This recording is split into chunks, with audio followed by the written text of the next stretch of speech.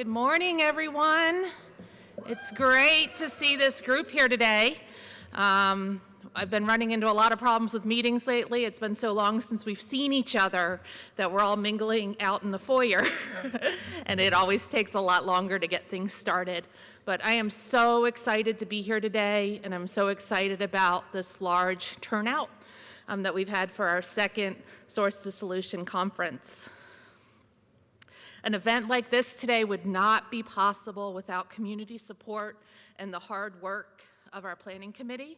I want to start off by thanking our sponsors and donors, including Dovetree, United Supermarkets, Aspire, Lubbock County Sheriff's Office, and Stages of Recovery. Their support allows us to waive registration fees and provide meals and snacks throughout the day, so please give them a round of applause.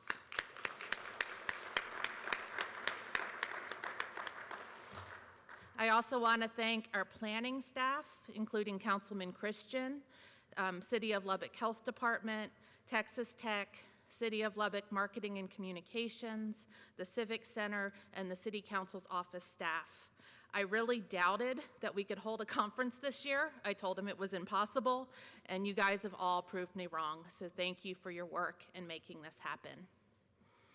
The last time this group gathered was November of 2019. This conference started because Councilman Christian challenged the health department to host a conference to bring attention to and to raise awareness of substance use disorders in the community. He wanted to highlight the accomplishments and resources in this area, but also bring to light the gaps and disparities that exist. The last time this conference was held, the primary treatment provider for individuals without health insurance had recently closed. We also had no idea that our world would change with the introduction of COVID-19, leading to a worldwide pandemic and shutdown. I go back and look at those pictures of staff that were so excited to be hosting the conference, and it's just shocking to see the difference 2 years later of all the staff that have been working on the pandemic. We have all been touched by COVID in some way, whether it's the loss of a loved one, residual symptoms from our own illness, or the loss of a job, business revenue, or connection with the larger community. We know that the pandemic has led to increases in substance use and also disrupted individuals' paths to recovery. It will be years before we are able to quantify the effects of COVID, but we need to be prepared to support those who were most affected and make sure that our support system is stronger than ever. This is why it's critical that we gather today, even though we're still responding to this pandemic. However, even though through these unprecedented times, our community has found ways to move forward to address the gaps and disparities that exist regarding substance use prevention, treatment, and recovery.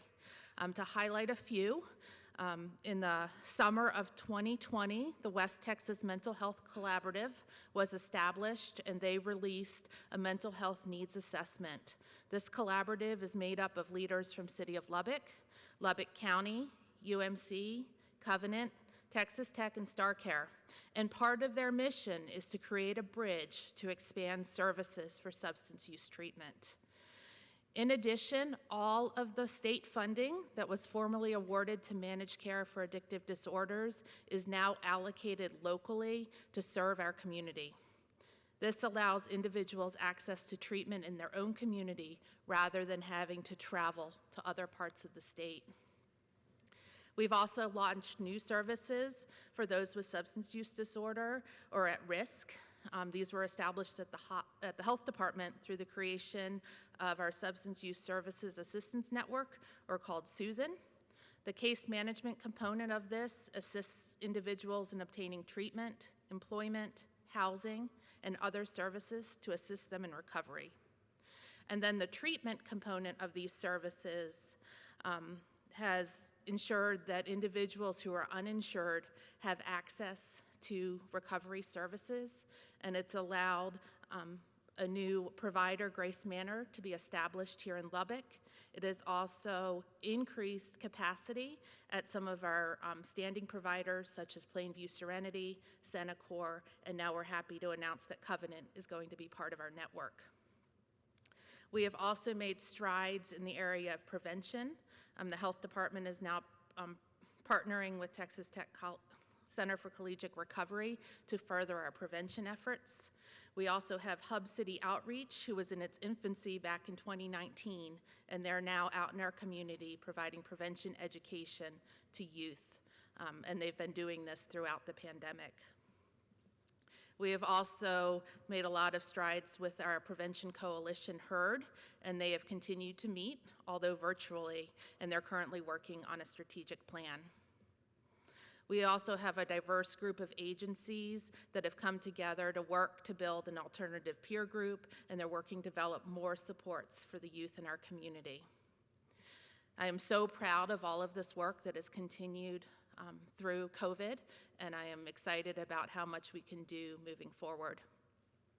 We have an exciting program for you today with speakers throughout the morning and also breakout sessions this afternoon.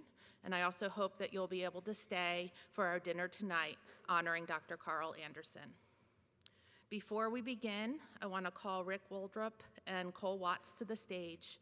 We have a very special presentation for the family of Judge Ruben Reyes, who was such an influential figure in our community. Thank you.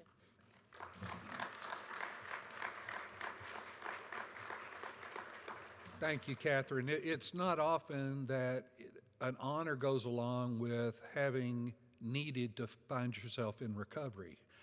So it's a real honor here today for me to stand here before you and recognize the family of Ruben Reyes on his behalf. Those of you who knew Ruben knew that he was a big guy, a powerful man. But I can tell you this, in drug court, where he really found his home, I believe, he was a man who could shrink down to the size of the person he was working with, beyond their level, and treat them in a way that many of them had never been treated before and certainly never imagined being treated by a judge. Ruben didn't conduct drug court from the bench, as he certainly could have, but he came down to the floor and he was on the same level as both the team and the participants in the court. And there was nothing that that man didn't give for his team and for the participants in that court. And that's one of the reasons that this is such an honor for me to recognize Ruben's wife, Melanie, and his daughter, Hannah, as I give them this plaque honoring the efforts and the wonderful results that have come about as a result of Ruben's work with drug court. Now, one of the wonderful things about working in drug court is some of the products. Once again, Cole's in the same boat as me. You know, you don't expect when you need to find yourself in recovery for there to be an honor to go along with it. But I expect he feels a lot the same way I do. Cole? Thanks, Rick, and thank you, Melanie and Hannah, for being here. And yeah, I brought this with me just so everybody could see it. This is what I got when I graduated in 2007 from drug court. It's a little bit different. Nowadays, now they give a clock out, and there's a lot of meaning behind it, and the plaque has a clock. And so there's, you know, talk to a drug court graduate. I'm not going to regale y'all with stories all day long about drug court, but I'd be happy to later when I'm not up here. I love it. With that being said, one of the things that I think was the most unique, and a lot of stuff that Rick already talked about, but I've had a lot of opportunities in my life now as a result of drug court. And I had some other judges before Judge Reyes too. And not to make light of the other judges I had before by any stretch, but there was a noticeable difference once Judge Reyes came on board. And you know, now I've gotten a chance to do a few things. I thought a lot about what to say here and how can I sum up what Judge Reyes really meant to me and to other drug court graduates, even though I can't even properly speak for them. And I don't know how to do it. I know that that in the 14 years since I've graduated, I've gone on to accomplish a lot of things, and I think that that was one thing that I wanted to point out, right? That I have done. I serve on the Lubbock Chamber of Commerce board. I own a company, or co-own a company. I'm not that big. You know, I've gotten lots of awards. I've served on boards. I've done all kinds of things, right? And he didn't invest in me like that, right? He didn't invest in the guy who was the Lubbock Chamber of Commerce board member. He didn't invest in Sharma, who's an attorney now. He didn't invest in Mike, right, Goodell, at the time where they're at now. He invested in them when they looked like this, which we don't do very often. And he was one of the few that did. And he came down on my level, and he changed the way I view the world in every way. And I was lucky enough to even have them come. They even came to my wedding. I was talking to Catherine earlier, and like, I kind of remember the ceremony with my wife, right? Lacey was there. There's some people there in this room, right? He showed up with Melanie. Like, y'all, I can't speak enough of this man. I think the best thing we can do to honor him is to step up ourselves and show a little bit of that love and spirit that he had going forward to all those in our community that need it. So thank you. And thank you.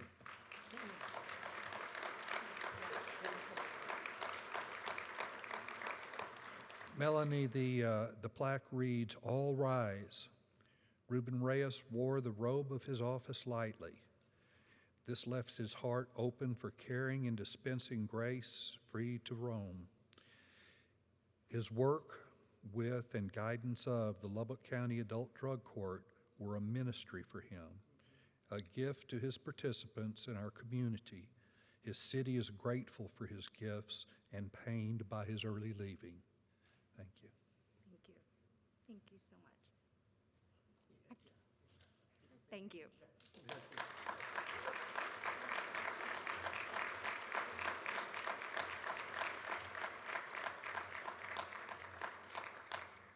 Hey, that was my fault. I'd like to welcome our very own Councilman Randy Christian up to the stage. He's gonna continue with our presentation today. Thank you.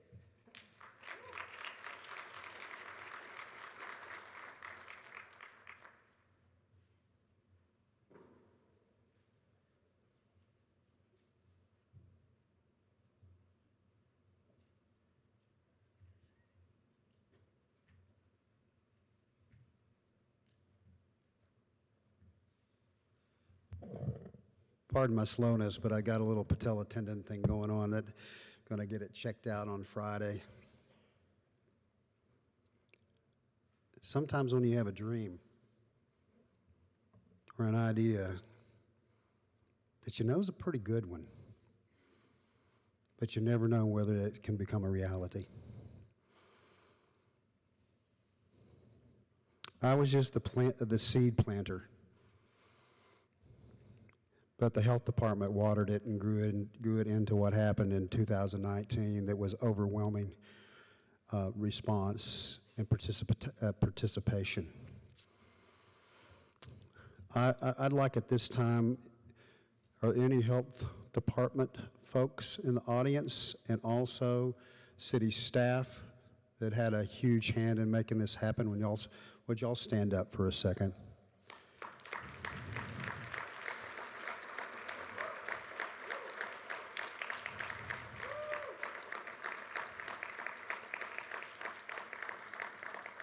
Okay, you can sit down.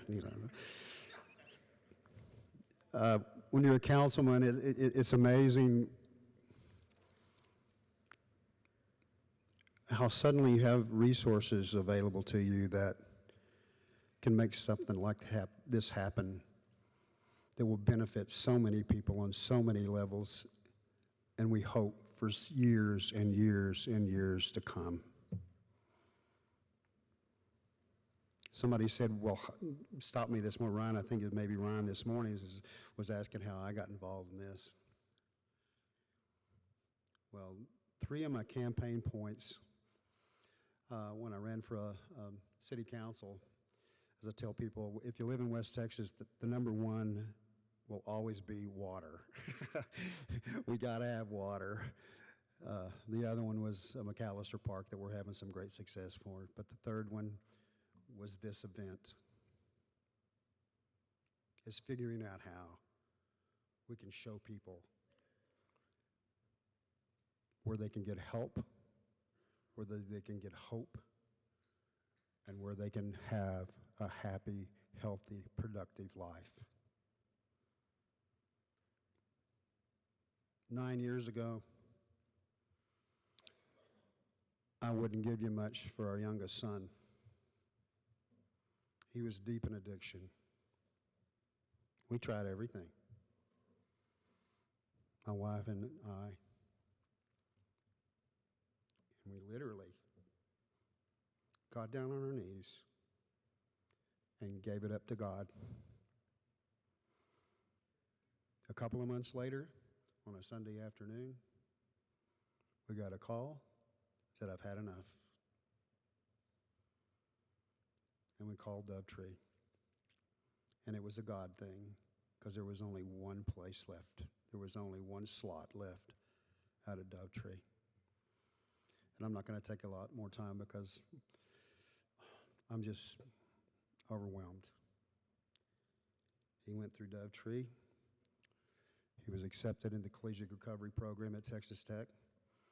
My friend George and all those folks there became very active, and I never can remember the acronym, ASAS. Became a mentor to other kids and students that were in recovery. He got his bachelor's, he got his master's. He's moved to San Antonio several years ago, got a great job, and now has a great little wife, and they're expecting their first baby in December. That's applaudable.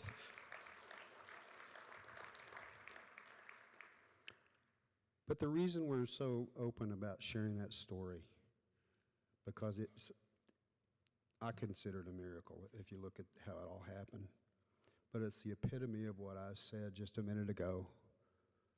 This symposium and our son's story says there is help, there is hope, and there is a path to a happy, healthy life for all of us. But we have to take the first step of 12. Because I've always told people that we're all addicted to something. It doesn't necessarily have to be drugs, alcohol, the things that we think of first. We're all addicted to something that takes us away from what's really important in life. And y'all all know what yours is. I'm a different person for having gone through the 12 steps. And I know I can't do it by myself. And it's all about the first step is surrender. Ryan, would you come up and share a prayer with us so we can get this thing started, and where we can all learn so much more about how to help ourselves and to help others during the symposium. Thank y'all so much for being here. Thank you so much to all the sponsors for being here too. But my prayer before Ryan gets here is this is just the start of the symposium. It needs to happen every year. And we need to throw our net wider and let people from all over West Texas and beyond that this is a place to come and find that help, that hope, and that happy life that we all deserve and God wants us to have. Ryan?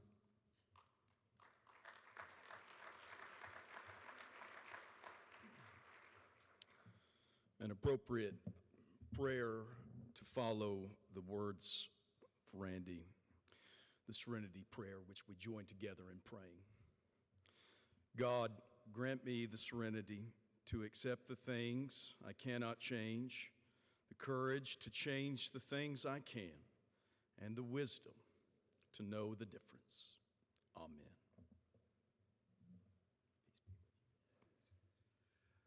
I guess next we have a little slight adjournment, if you will, and we'll meet back here at 9 o'clock for the first speaker. Was that correct? All right. Thanks again. Go get a burrito, go to the bathroom, get some, no? I'm sorry, what? Okay.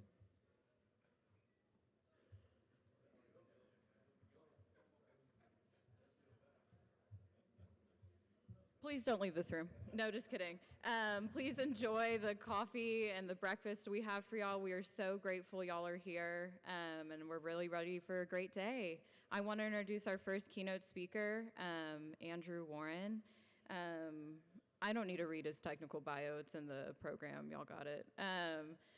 But most importantly, Andrew is a friend. He's a friend of Texas Tech. He's a friend of the Collegiate Recovery community, and he's a friend of doing the right thing for building services for our adolescents. So I'm excited to welcome Andrew to the stage.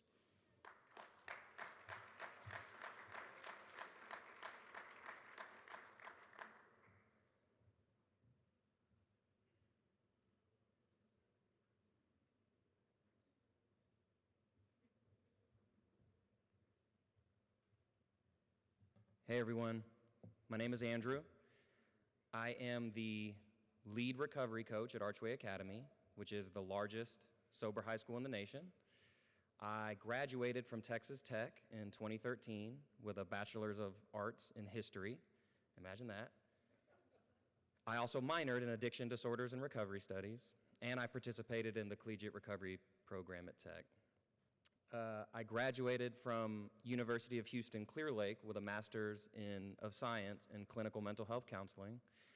And some of my peers in my cohort said towards the end of our semester, our final semester, was we were in school during Hurricane Harvey, which if you're familiar with the Houston area and that hurricane, it wasn't pretty. And we were students during the pandemic. So they should say that on our diplomas, that we were students during that time. Sasha Coles is the executive director of Archway, and she was scheduled to be here, but she pretty much cut her finger off a few days ago. And she has an upcoming surgery, so she wasn't able to make it. However, she did provide a quick video that we're going to play for you now.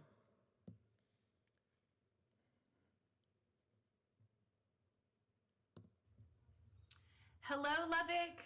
This is Sasha Coles from Houston. Hope you're doing well. Hope you're really enjoying the Source to Solution Conference. I'm very sad I can't be with you all today. 2021 is teaching me a whole lot about powerlessness and a whole lot about having to turn and pivot. I am preparing for a major surgery, so I cannot be there with you in person, but know that I am there with you cheerleading on all the incredible efforts happening in your Lubbock community. I want to just take a second to talk about the invisible string between Houston and Lubbock and the special bond that we share through collegiate recovery programs and through incredible young people who have gone back and forth between our two cities, who have found and sustained long-term recovery because of our two incredible communities.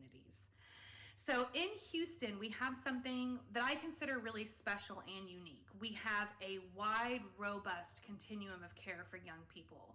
And communities from all over the nation come to Houston to look at our adolescent services and help to put together action plans and grassroots efforts of how they can provide more direct care services to adolescents and to families struggling with substance use disorders and mental health issues.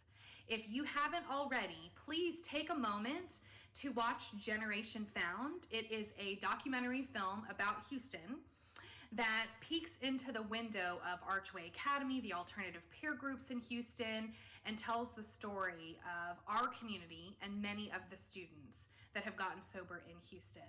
It's one of my favorite documentary films that talks about why a community, why a village is so important for kids, especially in the early stages of recovery.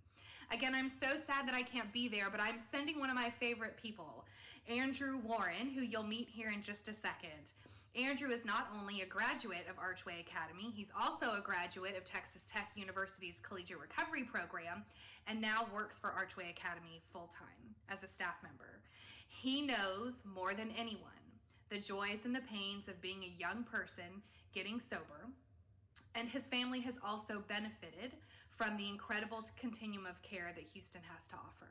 So I like to say he started his journey in Houston, but he sustained his recovery and got a college education in Lubbock. We are very grateful to you for taking good care of him. I was also really happy to manipulate and steal him back so that he can work for me full-time at Archway.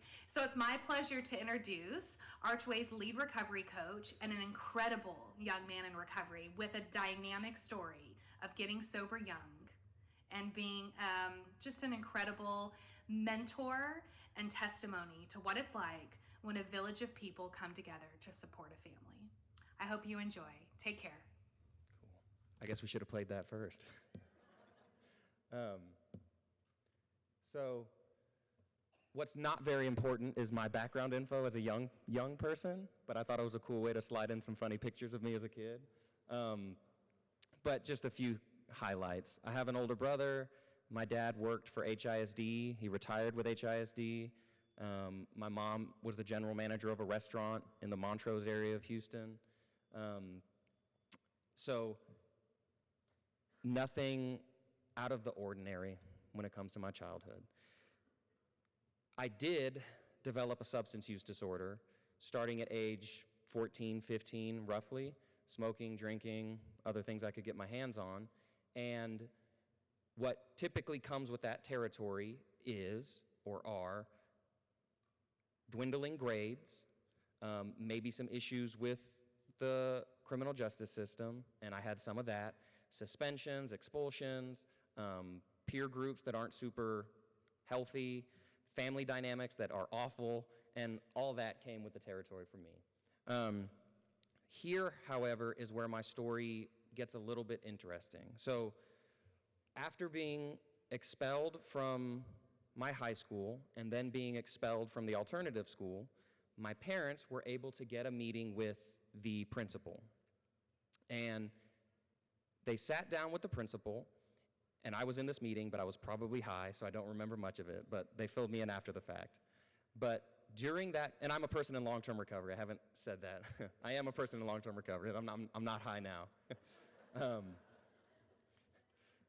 And during that meeting, my parents said, hey, we're lost. We don't know what to do.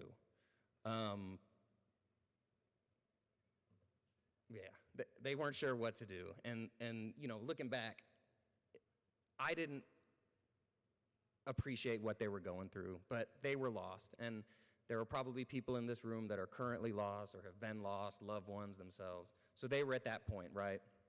And the principal told them, hey, you know, with a straight face and his suit on and everything, he said, hey, I've heard of this program that they just opened up.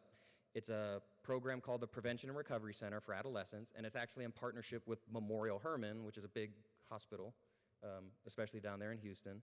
And they have a program, and there's a young person's program, and I've heard good things. You might want to try that out. And so my parents got me assessed, and I actually went to treatment.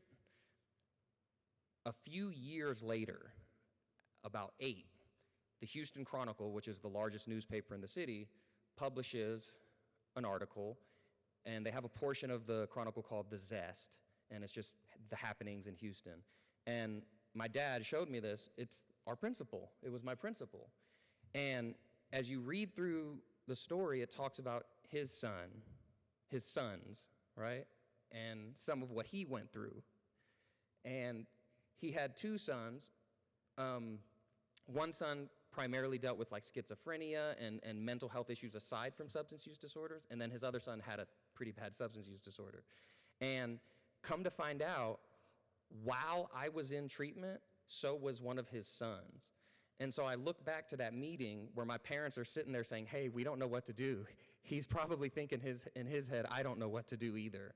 But my son is in this place, but he couldn't just outright say that, right? Because of stigma and things like that we'll talk a little bit about. But one of his sons unfortunately passed away. And a lot of what this article talks about, and I'm not going to get into it, but a lot of what it talks about is the failings of the system, right? And how his son with schizophrenia and all that wasn't able to get the help he needed. You know, I haven't reached out to him. It's now been 12 years. I'm gonna reach out to him and just let him know that his direction and guidance for my family helped me tremendously. So Houston, as you may know, has a full continuum of care. It's the ideal setup. And it didn't happen overnight, but they have every level of care for a young person. So as I'm going through these, think about what we have here, think about the people you know that are doing these things, able to do these things. So we look first at just education and support, just that frontline educational component. So for example, maybe there's a few churches in the city that are providing just groups of times where groups can get together and talk about what's going on in their lives, right? Maybe you have a young people's 12-step meeting going on in the city. Maybe there's a place that students can get assessed. Are there licensed chemical dependency counselors in the city? So just that front line, how do we assess these kids, what's going on? Then we have treatment centers for adolescents. Now, usually what comes with adolescent treatment is a lot of like insurance complications. It's not as easy as dealing with adults. So sometimes that creates a lot of conflict and hesitation. But we have treatment centers. In fact, we have, some of them come and go, but we have about 2 currently like fully operating awesome treatment centers for young people. One primarily focuses on substance use disorders. We have some others that focus on behavioral as well as substance use disorders, but we have treatment centers. Alternative peer groups, APGs. This is what is unique to really just a few cities in the United States. Alternative peer groups serve as an outlet for young people and their families. So it's a program that's going to provide functions on the weekends, right? Because kids need to have fun. They need to have sober fun. So they make sure that typically on Fridays and Saturdays we're going bowling or we're playing kickball, something like that. They will have family groups that are typically not just for the clients, right? They're open meetings. So one of the APGs in Houston has every Tuesday night an open meeting for families to just come and be present with other families that are going through similar struggles. They also do some individual counseling, some family counseling, and here's what's really cool about alternative peer groups is kind of the structure of the staff. So you have the clinicians, you have what's called the youth staff, and then of course you have the finance person and all that. But here's why that's important. If I'm playing kickball with my clinician and I kick him in the kickball with the face or vice versa, this is a weird example, that might make our counseling sessions a little weird. So what the students have is that youth staff, and the youth staff's job is to be fun, provide guidance, right? Moral support, some direction. Like, hey man, don't talk like that, or hey dude, we need to, change things. And it doesn't create like a conflict of interest, right? So having that distinction between the clinicians and then that youth staff is important. Then you have recovery high schools. So here's what was happening in Houston. We noticed that when our young people were struggling and when they were getting arrested or when they were overdosing or when they were getting kicked out of school, they would have an assessment, they would spend some time in treatment, and they would join an APG. And for a few months, things were looking great. While they were in treatment, they probably got their grades back up. While they were in their APG, they were able to kind of get rid of some of those older friends. But they would return to their high school. They would return to their neighborhood high school or whatever high school they were going to. And the relapse rate at that point is astounding, right? The chances when a student returns to their previous school with all their old friends and all their old lifestyles, the chances of them returning to use is high. So what the city of Houston said was, we need to change this. We need something in order for these young people that are getting sober. We're just throwing it all away. Thousands of dollars potentially on treatment is almost down the drain because they go right back to their old school. So we need to create a program. And that's where recovery high schools come in. So Archway Academy, as mentioned earlier, is the largest high school in the nation. We can serve upwards of about 120 students, which to me is like where the walls are shaking, and then to y'all it's like, what? 120 students. Currently we have about 50, and it fluctuates. The pandemic has a lot to do with our numbers. But our goal as a recovery high school is to balance education and recovery support. So some parents, when they are touring Archway, they have this thought that this school is lesser educationally. We're making a sacrifice, and that's not the case. Here's why. We know that if a young person has, let's say, 3 years of abstinence, they have a solid recovery foundation, they know what meetings to go to, they're working the steps with their sponsor, but at age 19, they're still sleeping on mom's couch because they haven't filled out a college application yet or gone to trade school or figured something out. What is the quality of that sobriety, right? So education does not take a back seat. We blend them. So our students are getting their full education. They have a really traditional high school experience. We do SAT testing. In fact, that's what they're doing right now. So I dodged the bullet on that by being up here. I don't have to deal with all that organization. PSAT testing, we do a SPROM, sober prom every year. We have a huge graduation ceremony. A lot of the things you'd experience at a typical high school are what they experience. So it is not, again, it's not a sacrifice. They're not losing out. Sober living, there are two ways that we are able to implement sober living in Houston. One is through actual sober livings that do take 17-year-olds. So there is a portion of our high school students, 17, 18, 19, that are living in sober living. And then certain APGs have what's called host homes, where within these APGs, they have families that are trained on how to take in a new family, a new student, let them live with them. They set rules, they set boundaries, and that's another way a student can kind of get out of their house, be in a new environment for a time being that's more structured. And lastly, collegiate recovery. So you guys in Lubbock already know a lot about collegiate recovery, and that's an understatement. And then recently, John Shiflett, a graduate of Texas Tech and the program here, started Cougars in Recovery, which is a collegiate recovery program at U of H. And how awesome is that? That's really cool. So Houston now has the full continuum. So students don't have to leave the city really to get the treatment they need. And so, wow, good for Houston, right? Like, how can we do that here? So again, ask yourself, what are we missing? What do we have? What don't we have? So the goal is that these organizations don't work independently. We want them to work in collaboration. I was gonna put a picture of Emma in the middle there, just to represent what happens when everything overlaps, but I didn't have time. That's key, and I'm gonna talk about that here in a second, collaboration. So, first of all, we share the same core mission. Let's help guide these young people out of their substance use disorder. That's the mission. Obviously, there's some variation, but that's our goal. Let's not have our young people die. Let's help our young people to find out what they're gonna do post-high school. Same core mission. It's a village, right? And again, if we look at that continuum, we see each of those programs, but what we don't necessarily consider is that collaboration, how they are, in Houston at least, working together. So there is a focus on the entire family, and family, as y'all probably know, doesn't necessarily just mean blood, right?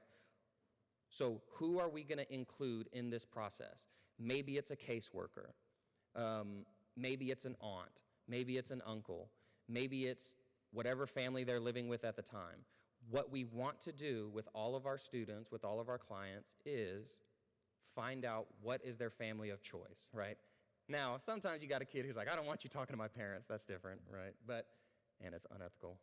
But really, sometimes you have young people that their parents are disconnected, and they're probably have a substance use disorder themselves. But we want to find someone, a mentor, someone to be able to include in this process. That's key with adults, and it's key with young people. We have to incorporate the family. So we do that across the board. Information sharing. So here's some of the specifics of what this looks like. So at Archway, at a high school, we see our students more than their parents do, right? Because once they go home, there's like a 4 or 5 hour window before they go to sleep. So we're seeing their kids eye to eye for 32 hours a week. That's a lot of time. And the student that we're seeing might not be the student that the psychiatrist sees once every 6 weeks. The student we see for 32 hours a day might not be the student their APG sees in the evening for 12 hours a week. And so at Archway, what Sasha does, the executive director, what we have in place is a lot of consent forms, right? Because we want students to know that we're gonna do this together, and so whatever APG they're in, we're gonna coordinate with their counselors. And so at the end of the day, if Johnny has come to one of the support staff and said, hey, I'm dealing with some self-harm, some suicidal ideation, Sasha will assess the situation and then funnel that information to their APG counselor. If we're noticing, so we have what's called a point sheet and at Archway, and what that is a list of behaviors. And throughout the day, students are tracked by their teachers and staff for both the positive things they do, the cool things they do, and the not so cool things they do, right? Their defects, their character defects, character assets, character defects. And this is important, and here's why. At the end of the day, we have a list where period by period, we see how students are doing. And so what we might see with Johnny is, sorry, Johnny, is there a Johnny in here? I'm not picking on you. What we see is Johnny does well first, second, third, and fourth periods. He's great in the morning, but something's happening after lunch. What's happening after lunch? Is it medication wearing off? Is it because he hates his lab teacher? Is it because the history teacher's picking on him, which they say he does a lot, but he doesn't. What is going on? And we have this data that's more specific than, oh, Johnny's lame and he's being a douchebag, right? We actually have some data, and that's helpful. So keeping track of how they're doing and funneling that info out to their respective clinicians and providers. Now, I've talked a lot about how we blend education and recovery support.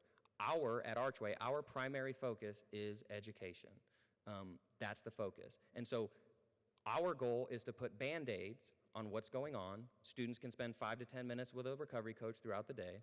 We're gonna assess, put a Band-Aid on what's going on, and if need be, we'll figure out a quick plan. Do you need to call your sponsor at lunch? Is this quick little 10-minute conversation gonna help? Do we need some meditation time in our courtyard?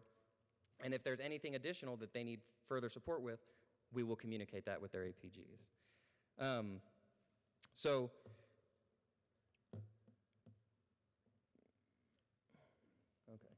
So that's kind of what we just talked about. Are they the same person everywhere? What are you seeing? Another way that we do this is there are monthly conferences. So all of the alternative peer groups get together once a month. Sasha gets together with some of the other programs once a month, and we're able to talk about what's going on. Maybe not about specific clients in those meetings, but just about how we're doing as a continuum. It's not a single event. So after that meeting with my principal, I get admitted to the residential program through Memorial Hermann. Had I gotten out and done nothing else, that one little powerful event and that 45 days of abstinence and the really cool mentors I met along the way wouldn't have been enough. It's a continuation. It's not a single event. So quickly, I'm gonna tell you some of my experience with these, my personal experience. So as a young person going into an assessment, I don't give a shit about your credentials, right? I'm 17 years old, I've been arrested 3 times, I don't care what letters you have after your name, why am I here, right? This is just my experience. So what was helpful, I was blessed to have a guy who actually is currently my grant sponsor in 12-Step Recovery. He was the director of the program, and he was there. And he was really down to earth. He talked to me in my language. He's like 60 years old, so not quite. But he talked to me in my language. And very heartfelt. He said, like, man, we want you to stay. We really want you to stay. We really want you to stay. And that was cool. In the treatment center, my experience was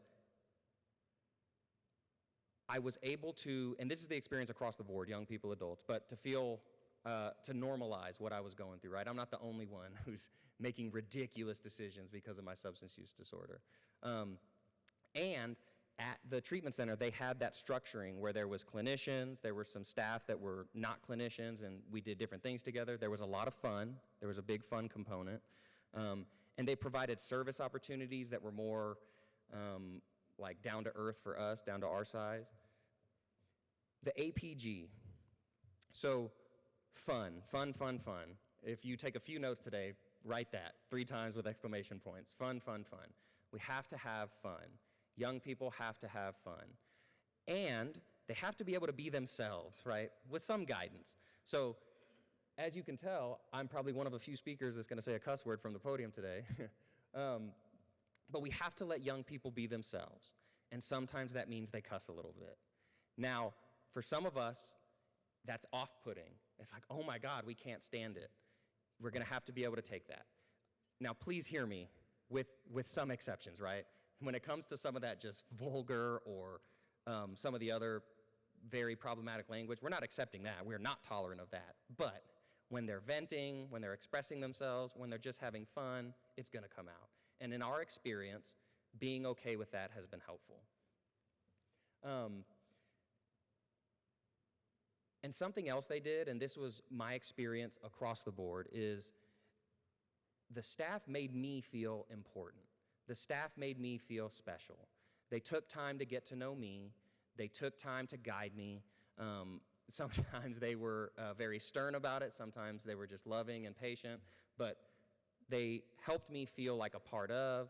And for the first time, I felt like these adults in my life, because mind you, as a young person with a substance use disorder going through the public school system and the private school system, if that's what you go through, you feel like a number, right? You feel like just another person. You don't feel individual. You're just kind of lumped in, and you've probably been written off, and you probably haven't been fully like sat down with and mentored. And maybe people tried and I had my ears closed, who knows. But that's what the feeling was. And so for the first time, I had adults that really seemingly cared. And that was what helped kind of bridge the gap. So I was very off-put by adults because you can't relate to me, I don't, whatever. And again, I don't care about your degree and about your licensures and all that. So taking the time to get to know me was awesome. Recovery high schools, here's the deal. When I went to my APG, they were like, hey, you would be crazy not to consider going to a recovery high school. We have one in the city, go for a tour, see what you think. And while at Archway, here's what was really cool. When you walk in the morning, they're playing loud music, usually rap. They have a big carafe of coffee, and it's, for the first 10 minutes or so, students are just hanging out with the recovery coaches, right? And we're just fellowshipping. That's how the day starts. And then, for 30 or 40 more minutes, we do what we call a check-in. And for those of you that work in treatment or have been involved in groups, you know what a check-in is, right? We spend 30, 40 minutes talking about how we're doing. Sometimes we split by gender, sometimes we split by alphabet, sometimes it's very focused and specific. Student council goes this way, this group goes this way. But what that does is, A, when you walk into school, you can kind of let your guard down. And B, it gives the students an opportunity to get some stuff off their chest. Because it's really hard to go to math class when you just got into a huge argument with mom, right?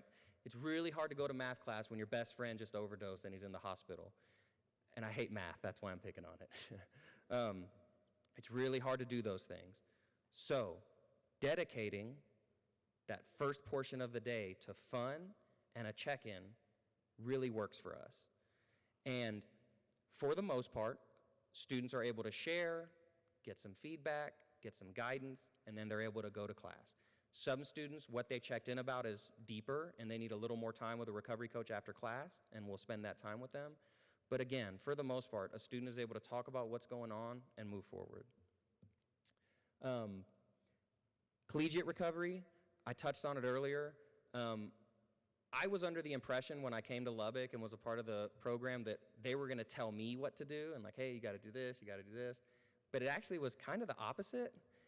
I told them what I needed, and they told me what they could give me, what they could provide me. So early on, me and Michi talked about how we are really interested in an AA meeting on campus, right? A 12-step meeting on campus, which at the time they didn't have one that we were specifically looking for. And so they provided us with a space, they provided us with the resources, and they allowed us to kind of get that going. And that was really cool. I remember sitting in the lobby of the center saying, hey, I need tutoring in X subject. It was math. And it's like, okay, well, let's find out a guy in the center who knows math, and we'll connect you. So again, it was a lot of them supporting me. And another key thing was the staff taking time to get to know me, making sure I had individual time with them.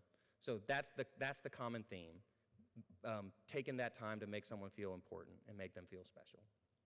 So what happens if pieces are missing?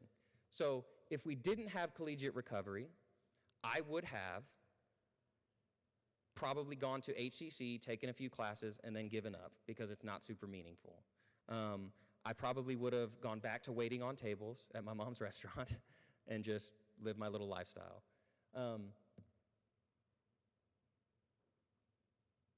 Without a recovery high school, I probably would have remained sober because I had a lot of structure when it came to recovery. I had a good sponsor. I'd learned a lot of tools on how to stay abstinent, but I probably would have dropped out, gotten a GED, and then joined the workforce in whatever capacity that looked like. Because what's the point of going to college if I don't see the reason, right? If I don't have this like support network, I have my recovery, what more do I need, right? Without a treatment center, I would have done really nothing, right? I mean, I get assessed, I figure out something's wrong, right? And then without even an assessment, you get an extremely embarrassing picture of me that I'm only gonna hold up for like 4 seconds. So that's what you get without anything, right? Okay, we're done with that. So if you want that later, too bad. So what we have in Houston can be replicated, it can be tweaked, it can be done. And the young people of West Texas and Lubbock, they deserve it. So we as in all of us, we're not losing our young people to a fluke or bad luck. We're not losing them to like weird twists of fate. We're losing students because of stigma. We're losing young people because of that. Because it's so hard to identify as having that issue, and people want to brush it under the rug and act like it's not happening in my community, it's not happening in my neighborhood, it's not happening in my house. There's a stigma. We're losing kids to shame, right? There's a lot of shame around this. And attitudes overall that are within our control. It blows my mind. When Archway still has a partnership with a treatment center, and we provide the schooling. And one summer, I was going around with the marketing team to visit various pediatricians to tell them about what we have available. And some of these clinicians were like,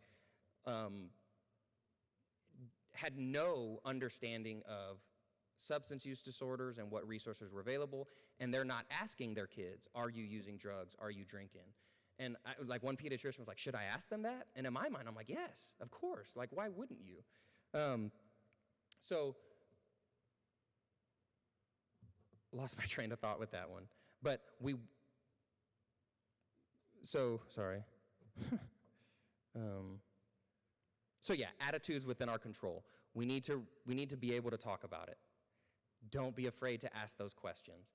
Some of you who are in the counseling field, you also know not to stray away from questions about suicidal ideation. Don't call it something fancy. Call it what it is.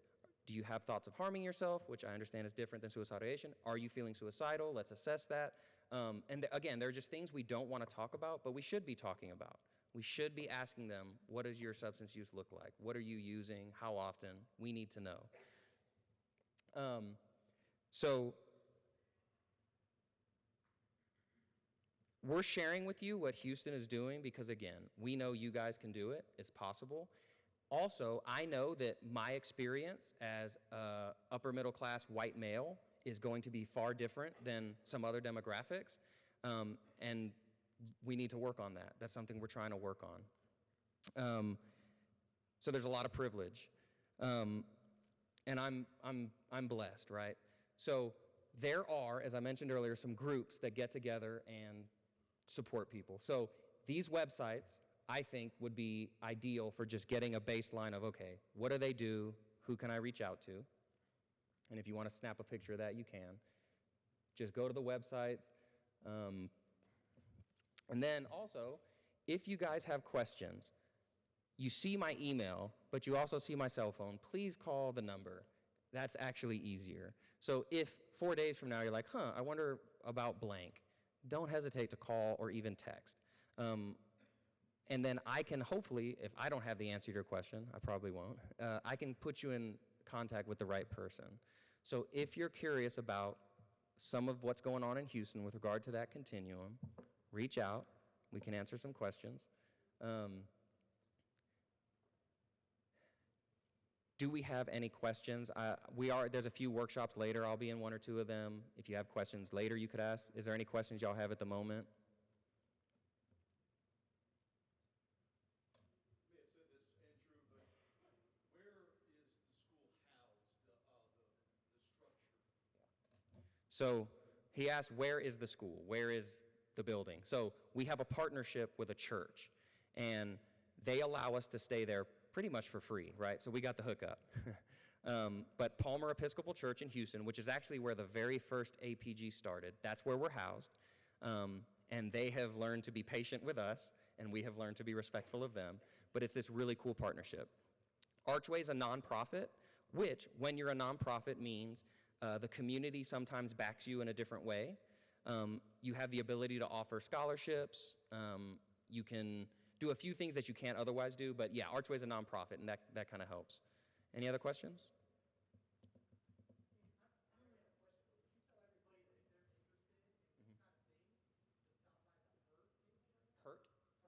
Heard.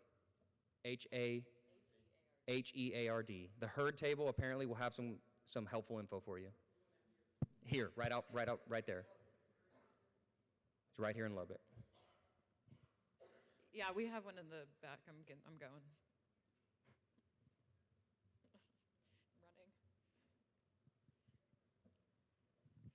Could you talk a little bit about it sounded like you were talking about the APG as the beginning of the Recovery High School day, and then also that they did things on the weekends and the evenings. Could you talk a little bit about, and then that there were other APGs not associated with Recovery High School, how those work in concert and how those work if you only have one piece of them?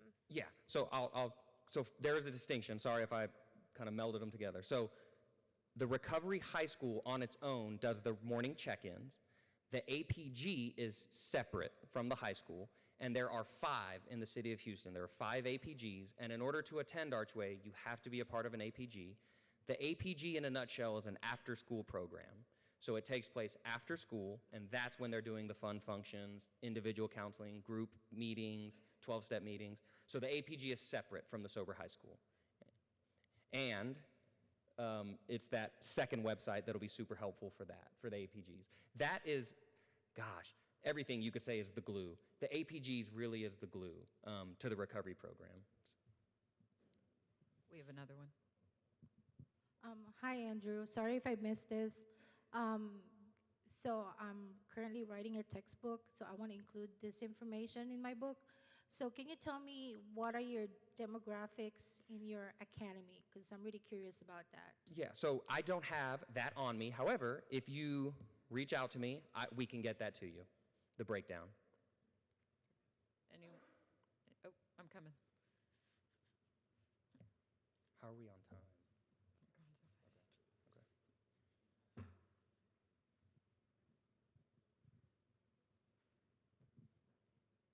Are you considered part of the Houston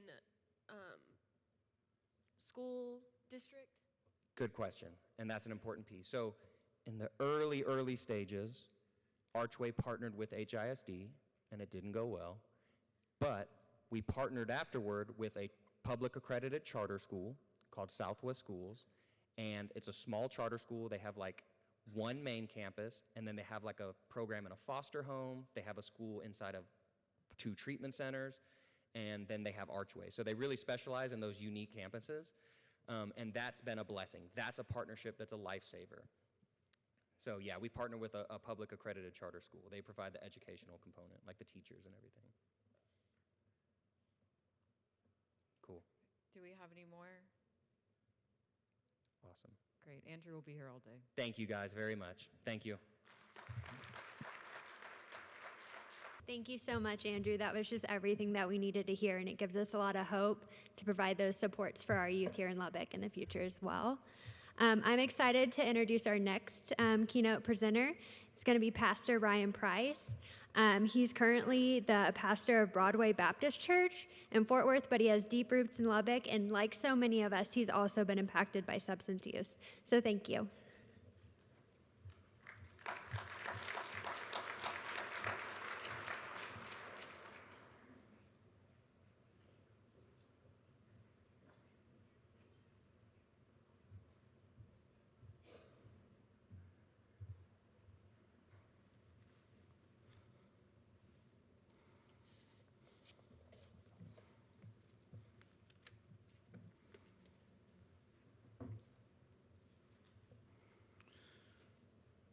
Thank you so very much.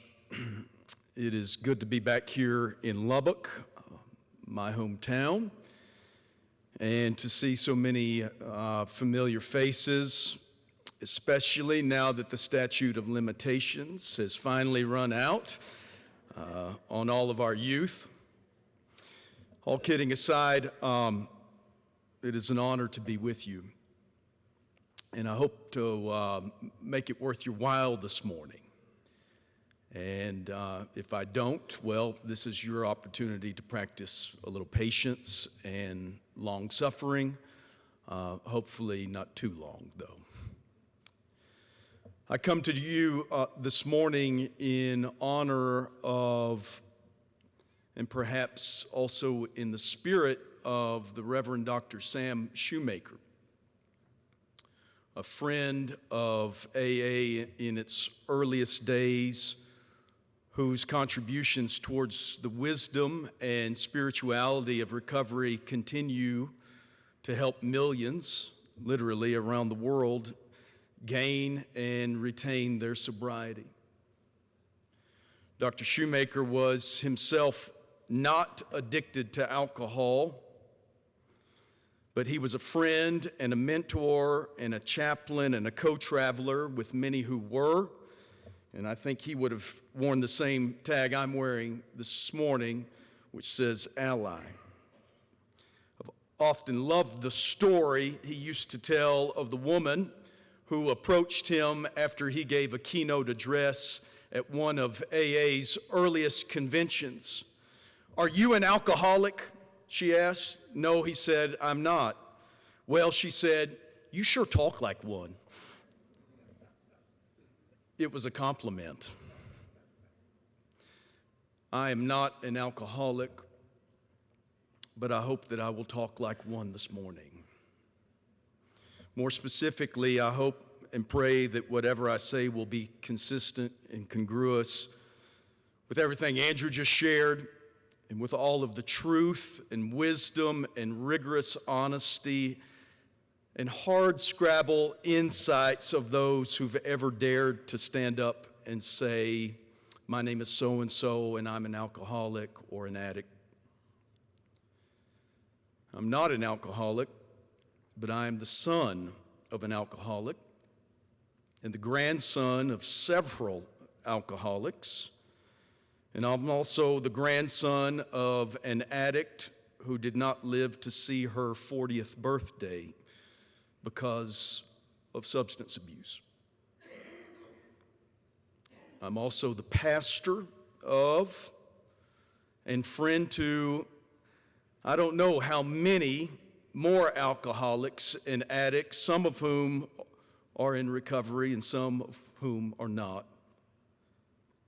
And what I can say after 10 or 15 years of walking the road together is that on this journey of recovery, they have saved me a lot more times, frankly, than I have saved them. Though that has happened too. And what we have discovered together is what the great historian of early AA, Ernie Kurtz, called the spirituality of our imperfection. The brokenness of our common humanity, the pain of our shared suffering, and the come hell or high water hope we still have that we might just make it after all, if we can just make it through today. I'm not overstating things when I say that the wisdom and friendship I have found in the recovery community in general, in AA and Al-Anon in particular, and amongst a half-alcoholic, other half-Baptist, all fully human group of ragamuffins I learned to drink bad coffee and eat good eggs with before sunrise on Thursday mornings at the Red Zone Cafe here on Slide Road in Lubbock has saved me. And what I have found amongst these friends is what I want to share with you this morning. It is what I call the community of honest to God fallibility and its gifts of humility, empathy, and no BS responsibility. BS standing, of course, for Baptist shenanigans.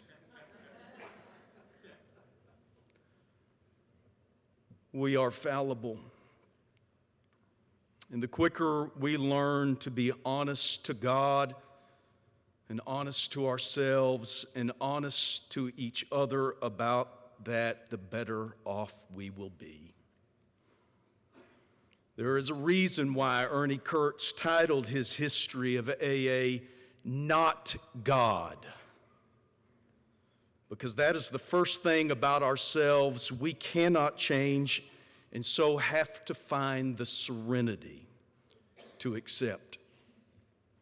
We have to accept the fact that being not God, we're human, meaning we are fallible and faultable, and have to set ourselves free from the idea that we can cajole and control and or fix anything and everything that makes us anxious, angry, and or afraid in this world.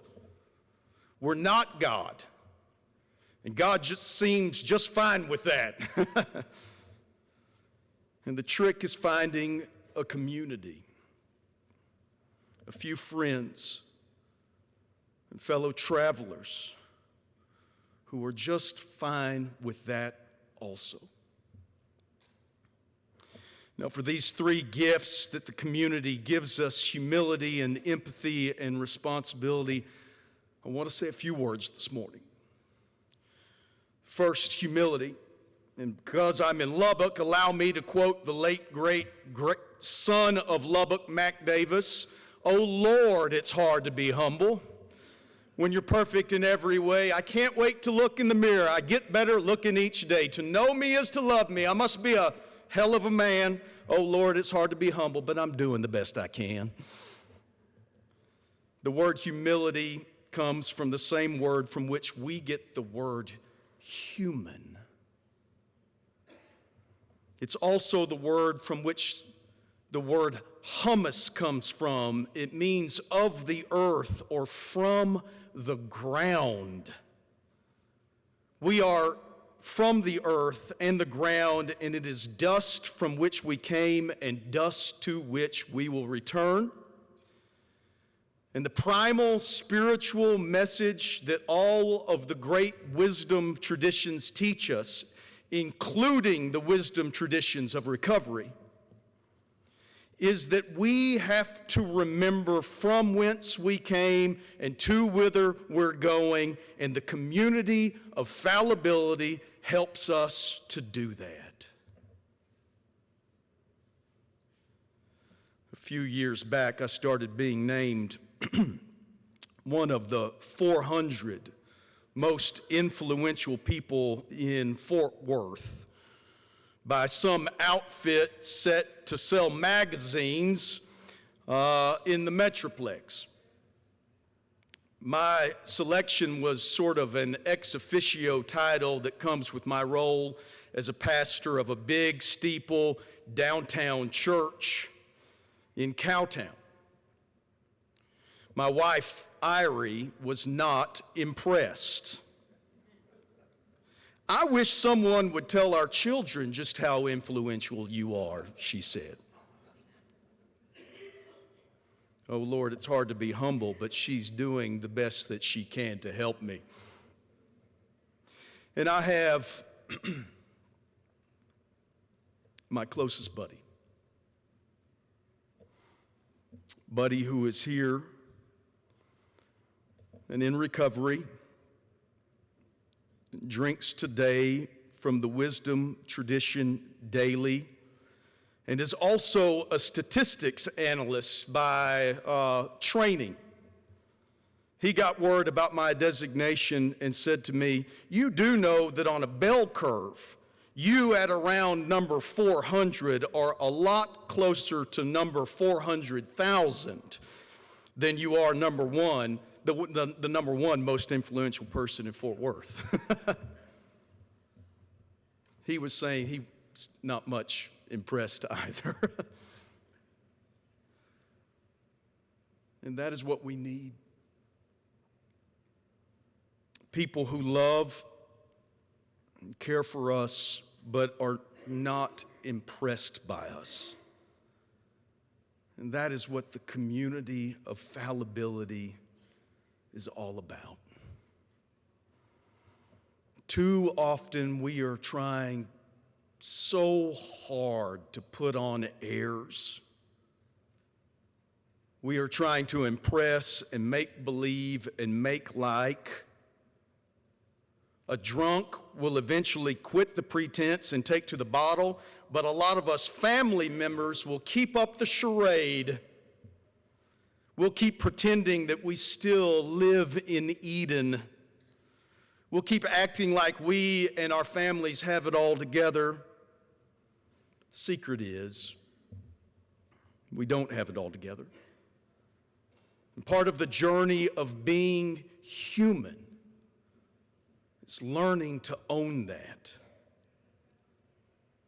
That's why I've always loved the story of John Vianney, the Catholic priest whose first parish presented him with a signed petition outlining all of his faults and failures. Father Vianney received the petition and read the names along with all of the accusations of his unfitness for ministry. Then, without any protest and in complete surprise, he took up a quill and added his own name to the list of signatories.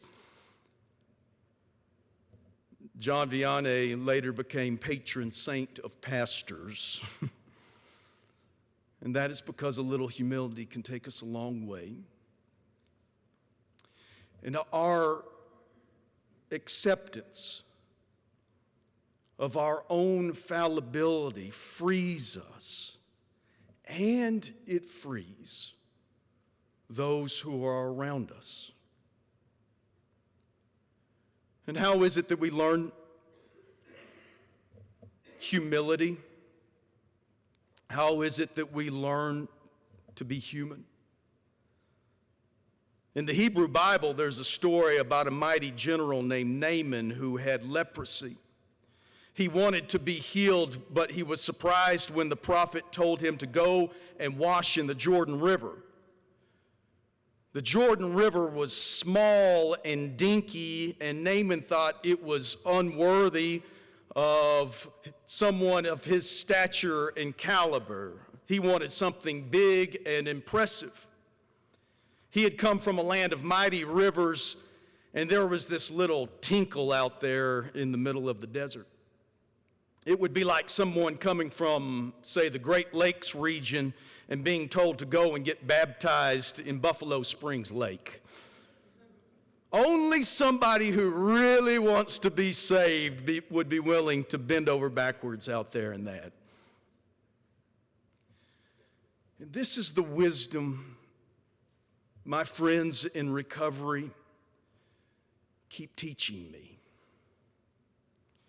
I am prone, like Naaman, to want to do things big and showy so that everybody else will see. But the recovery tradition teaches us that if you really want to be healed, if you really want to be made well, you'll be willing to do the small and the hidden things. You'll dump out the grounds and brew another pot, or haul out the trash, or help with the move, or do 1,000 other little unseen things to find and keep your sobriety and also your humanity. Dust thou art, to dust thou shalt return. And the more we are reminded of that, the more grounded and human we will become. The second thing is empathy.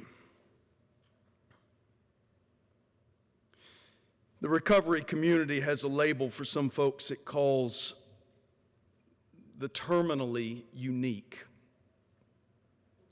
These are the ones whom I've gone to visit in the hospital, and after they've experienced some kind of drink or drug-induced crisis, they can't believe that they could ever have ended up in some ward with all of these people whom they call the crazies.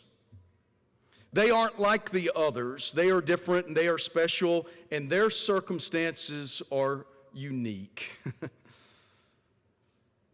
In other words, they have yet to accept the fundamental truth that they're no better than anybody else, and just as capable of all of the crimes and stupidities and insanities as everybody else, if given the right circumstances and the wrong opportunities. Those on the journey of recovery are a lot more self-aware than that, and a whole lot more sympathetic too. They know that nothing in the heart of someone else's darkness exists that is not also inside of them, whether it be lust or greed or anger or gluttony or whatever else. And they know that it is only pride that would have any of us to believe that we are any different from all of the rest. Once we come to the place of accepting our own fallibility, we can arrive at the place of empathy. We can give empathy as a gift to others, and we can also receive a gift of empathy for ourselves. But to be willing to accept our fallibility, but we first have to be willing to accept our fallibility, to accept it, and also to forgive it. I'm thinking of another biblical story. I don't want to apologize for that. I am a preacher after all, and you invited me here. But though I'm a Christian minister, I do want to say I see the wisdom of the spirituality of recovery coming from many, many tributaries, some Christian and some not. And I think it's a good thing that we learn to draw water from wherever it is that we can find it, especially, as Randy said a moment ago, out here in Lubbock, where, as my good friend and cowboy poet Andy Wilkinson says, rain must be dug up before a crop can grow. We can drink wisdom from many wells, AA and Al-Anon have taught me that, and I am very, very grateful. And while I do drink mostly from the Christian fountain, I have found the water of wisdom in its purest form to be the same everywhere, especially when you're thirsty. So the story. Jesus was in the home of a religious leader. And if you know anything about Jesus, you already know that this religious leader was in for a lesson. A woman with a reputation came into the house with Jesus, bent down and began to wash his feet. The religious leader was appalled. He wouldn't have anything to do with her if he knew what kind of woman she is, the man thought. But Jesus knew what he was thinking, and he said to him, "He who is forgiven little loves little." And with that, Jesus was 2,000 years ahead of modern psychology, recognizing that this man was projecting and scapegoating and casting all of his own anxieties about his own sins upon somebody else. It's an old story. And how many religious leaders are still doing it? A whole lot of preachers have made a good living off of confessing other people's sins. In fact, that's something I'm doing right now.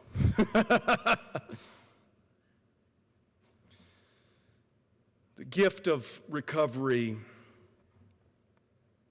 is the gift of the recognition of our own sins. It's the forgiveness of our own selves. And we who have learned to forgive ourselves must also learn to love and to forgive others much as well. This is where empathy enters. It comes from the place of my forgiveness for you, which is always, always bound up with the gift of my forgiveness for myself. Accepting my own fallibility gives me the empathy to accept the fallibility of others and to see that we are all the same.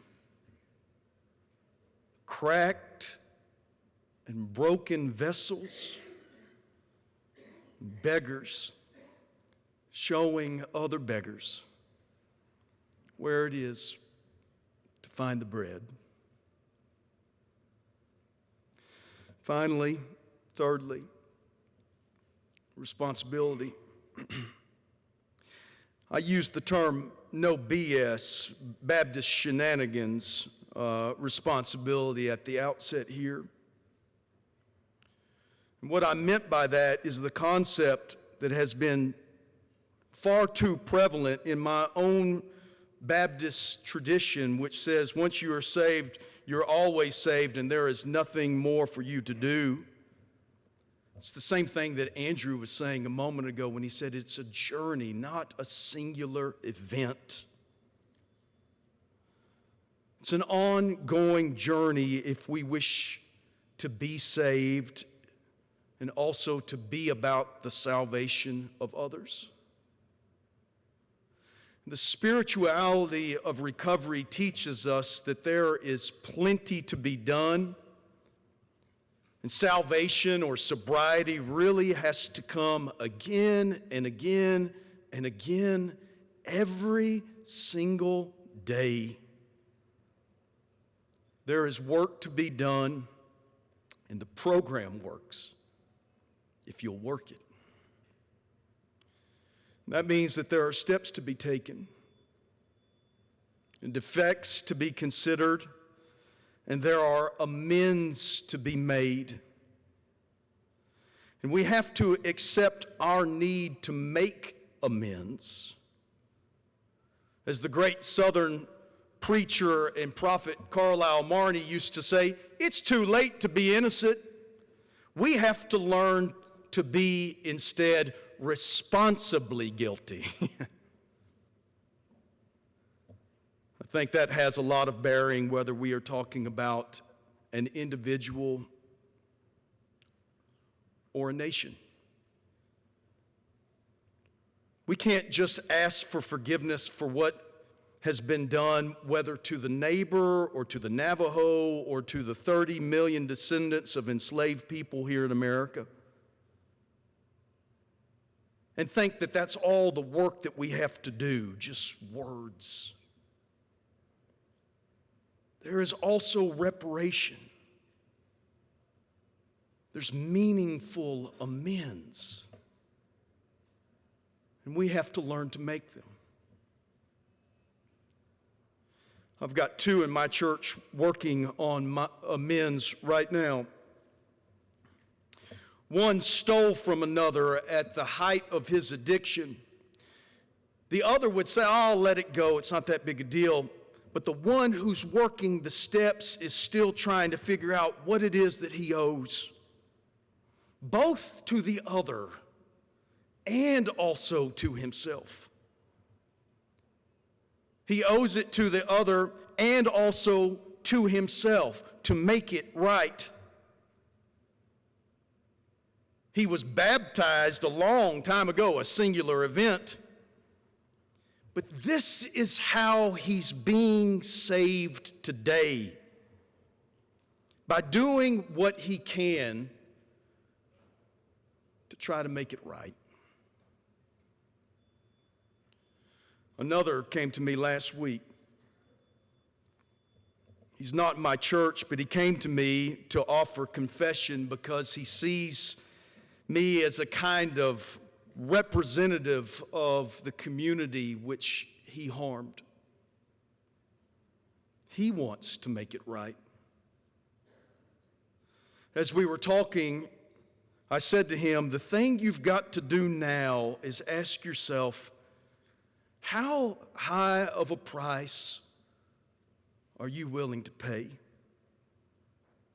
Because you could go off and lose everything by telling everything, but I don't think that's what's required. You show me a tell-all, I told him, and I'll show you a narcissist. So how do you make it right, I asked him, without having to crucify yourself in public spectacle in the process?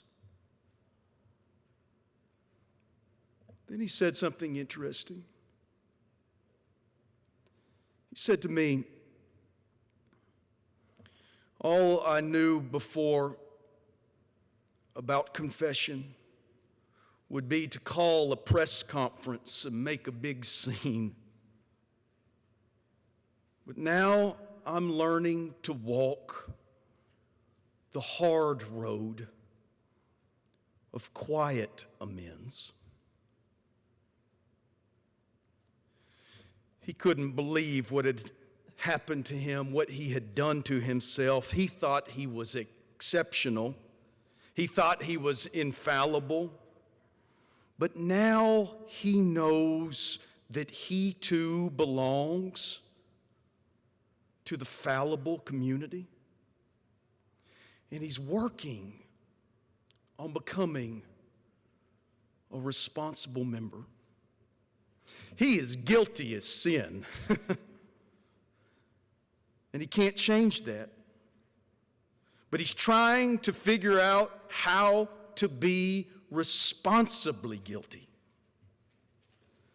He's not going to get off scot-free. He's going to have to pay some kind of price for the sake of his own integrity. And he's counting the cost. And I commended him for his courage. He's gotten honest to God, and he's getting honest with others. He knows now that he's not God. And in listening to him, I can tell you today, He's not far from the door that leads to healing. I told you at the outset, I'm a son of an alcoholic. I don't want to talk too much about that because it's my own family's journey, my father's journey. But as I close, I do want to say a couple of things about that journey, the journey of my dad, the journey of me, the journey of our family. The first thing I wish to say is to tell you how grateful I am that my dad today is sober and alive. And I attribute that fact to the help and care he received from the fallible community in general and Dovetree in particular. We could never repay you. The best we can do is pay it forward, and that's frankly what it's all about anyhow. The second thing I want to say is something I've learned on this journey. It's something about grace and compassion. I pastored here for 7 years, and as I did, my dad pretty much struggled with the bottle the entire time. He was an alcoholic, is an alcoholic, and he also owned a liquor store, which is a pretty good gig to get if you're a guy who likes whiskey. He owned a place here in town called Woody's. Get your goodies at Woody's was the slogan. Who Woody was, I don't know. My dad's name is Troy, but none of this stuff made sense. We laugh. My dad would laugh even at himself. My dad's not a church guy, but he got wind that a big box liquor store was setting up shop right around the corner from Woody's. Ryan, he said, a big outfit from Dallas is coming in, and I'm worried they're going to take all my business. But he said, there's a law on the books in Lubbock that says that you can't open a liquor store within 1,000 feet of a church. He said, would you be willing to open up a church in that shopping strip? And I'd be willing to be a deacon.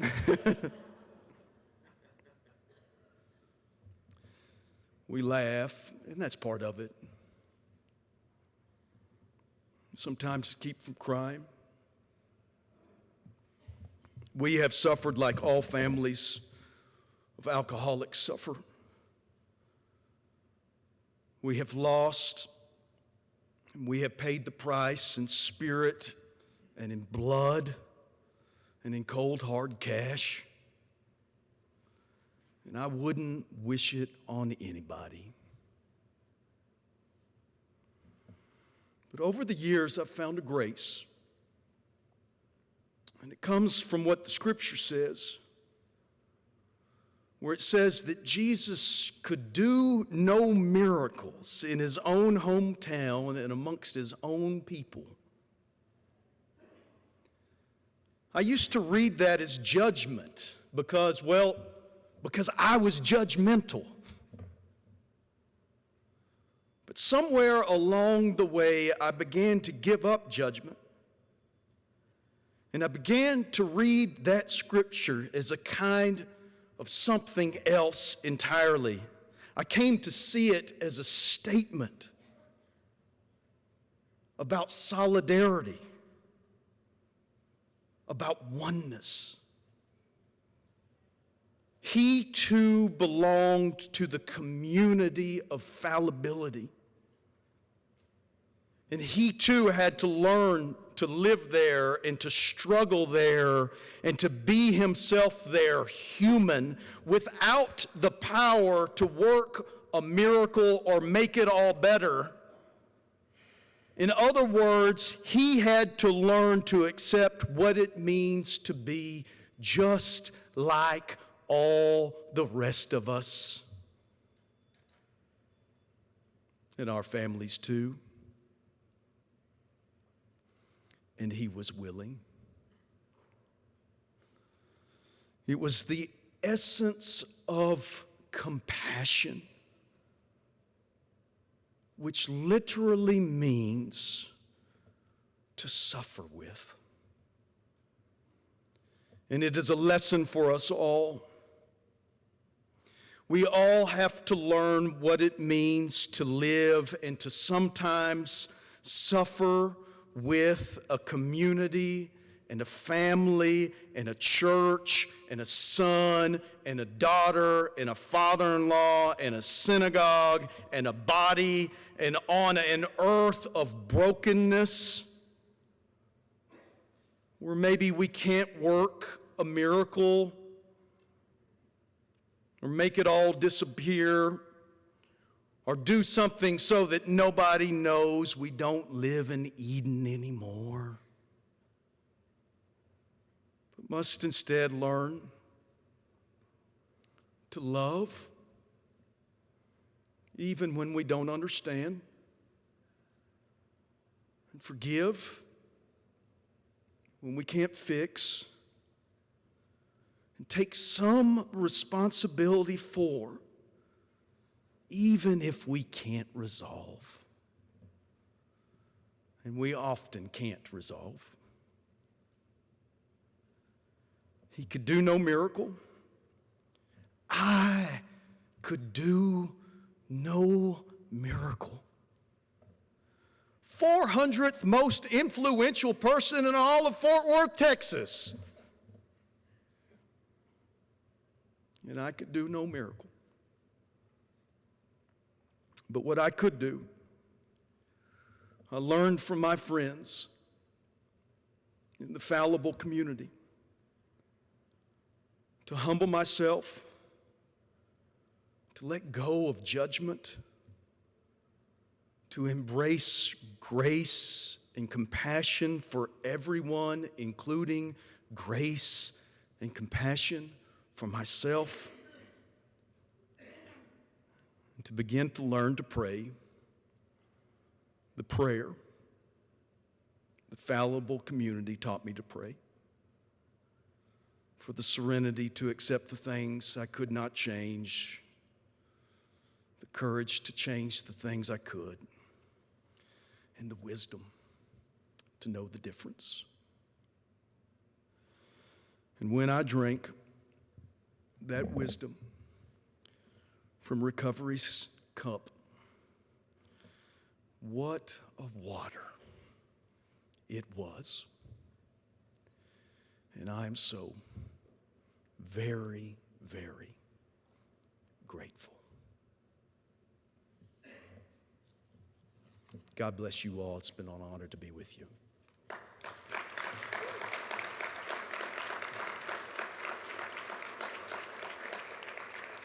I don't know if there's any questions. I noted that we had probably have a little bit of some time. Everybody needs to go to the bathroom, I understand that. Questions or comments? Who's up next? Do we have time for any response or questions? You know, they say, don't say questions and answers, say questions and responses, because I'm short on answers. Okay. As we gather back together, my name is Dr. George Comiskey. I'm at Texas Tech. I'm part of the Community, Family, and Addiction Sciences Department, and also was on the planning committee for this symposium. And we have a few minutes here, and what we thought we would do is kind of a community dialogue with some of our service providers. And I would like to kick this off by sharing something that's been going on with me for the last couple of weeks. As was mentioned with both of our keynote speakers so far, community doesn't always embrace, understand, respond when addiction happens, and especially when someone dies from addiction. A member of our community, an 18-year-old young man, in the past 2 weeks, overdosed and died from this disease. Now, if you don't know that on a personal level, it's because the family made that choice not to share that. And I want to honor that, but I also want us as a community to know that when they make that choice, they rob us as a community of the opportunity to hear what happens at the end of the road for some people who get caught up in the disease of addiction. And if we don't own that, if we don't honor that, if we don't talk about that, that's the stigma that was referred to by both Andrew and Ryan. And it is killing not just our young people, it's killing people at every stage of this disease from birth to death. And in fact, it impacts people when someone's pregnant with it. And I've experienced that personally in my life with many people that I love, that their mothers and fathers both used while they were having that child, creating that child, right? So this is impacting us as a community. So I want to start this conversation off with us not being part of the problem, but being part of the solution. And I want to call up the folks that are new to this community since the pandemic, who are now part of the solution. The people at the Lubbock Health Department, the City of Lubbock Health Department, and a couple of providers, to have them sit up here and let us as a community ask them questions about, from what we've heard from Andrew and Ryan, and your own questions about how do we access services. You know, how many parents, when they struggle with this, don't know where to turn? We don't have a council on alcohol and drug abuse. We have the City of Lubbock Health Department now, right? How do we access it? What do they provide? Where do we get help, right? How do I get my loved one assessed? Where are the opportunities for treatment? Those questions need to be asked. Is it accessible to me? Do I have resources? Do I have insurance? If I don't have insurance, what do I do, right? All those questions have to be answered.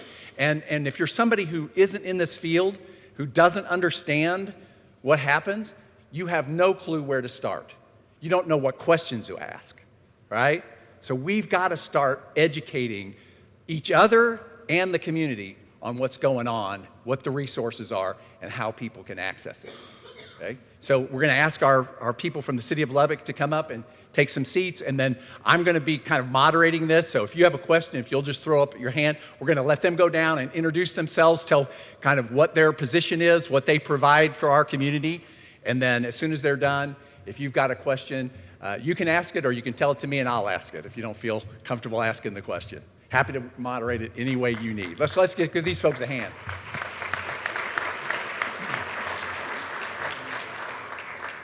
Anyone particularly want to start, get us kicked off? I know this guy will start. Yeah.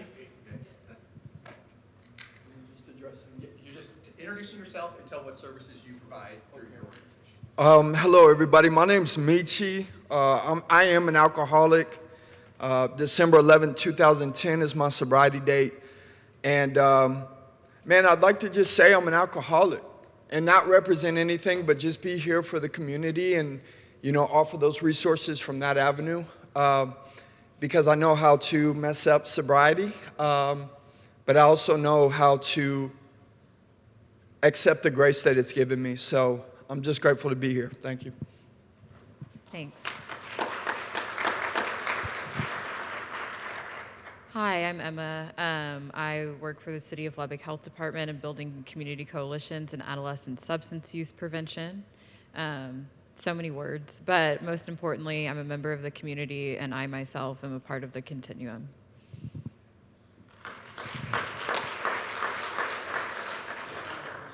Can I also add to Emma's that she has walked through that entire continuum of care.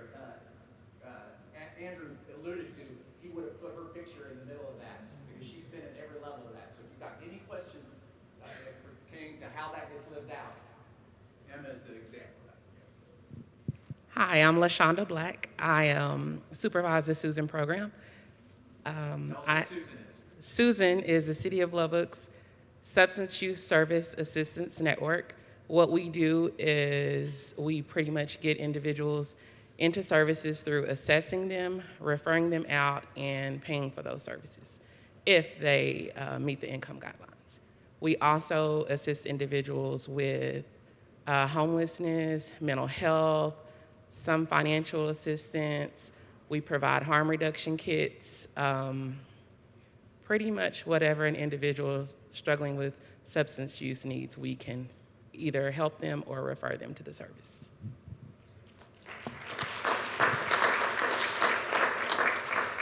Hi, my name is Megan Miller, and I oversee the prevention programs that we have at the City of Lubbock Health Department. So as Emma referred to earlier, we have the Helping Every Adolescent Reach Their Dreams Coalition, or the HERD Coalition.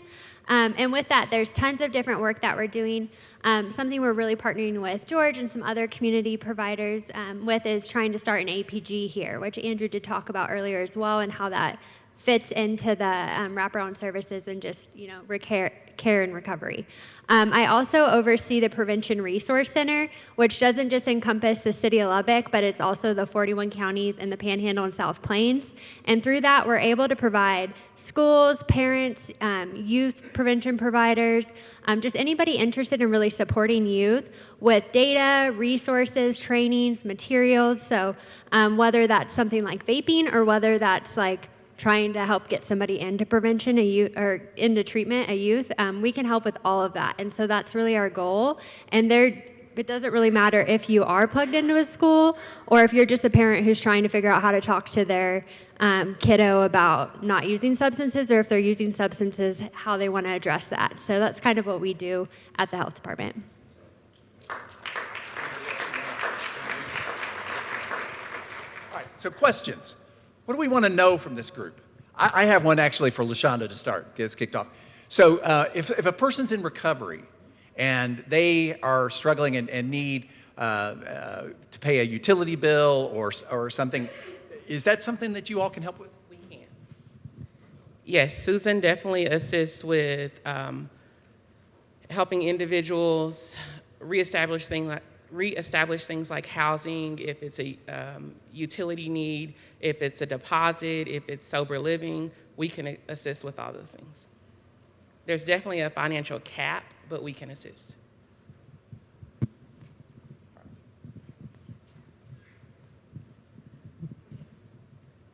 This is one that most people don't like to talk about it in Lubbock. It's harm reduction. What are we doing about that? Are we doing anything about it?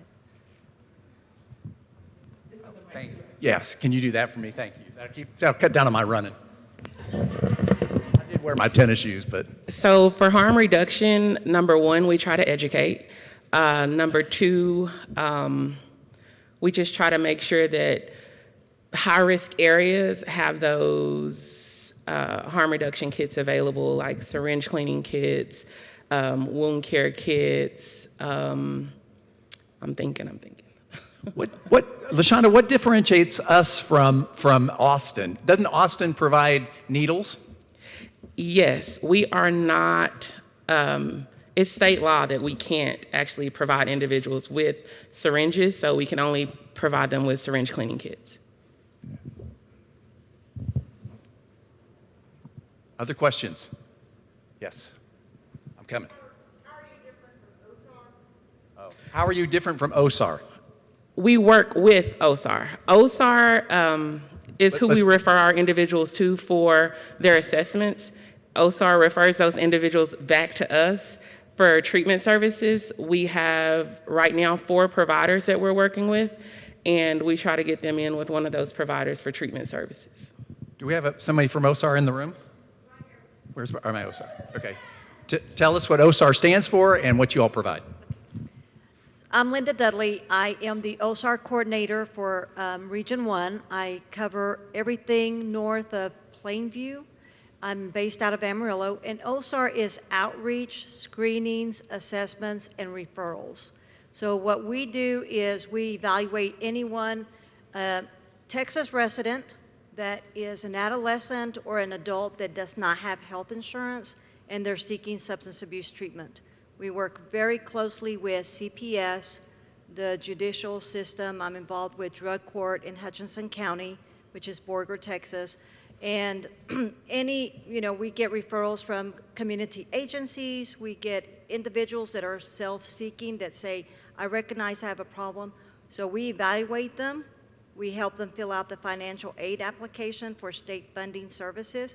And then we refer to the appropriate providers. And we do have a lot of more treatment options than we ever have. And that's, I think, just all of us working together and recognizing that we need assistance in Region 1 because a lot of money goes to other parts of the state. So we're starting to finally get more treatment options for us. Other questions? Is it just an overall law throughout Texas that organizations can't provide clean needles and syringes, or could like a nonprofit or just like someone volunteering be able to do that? My understanding is for state funding, we aren't allowed to provide those syringes. Other questions?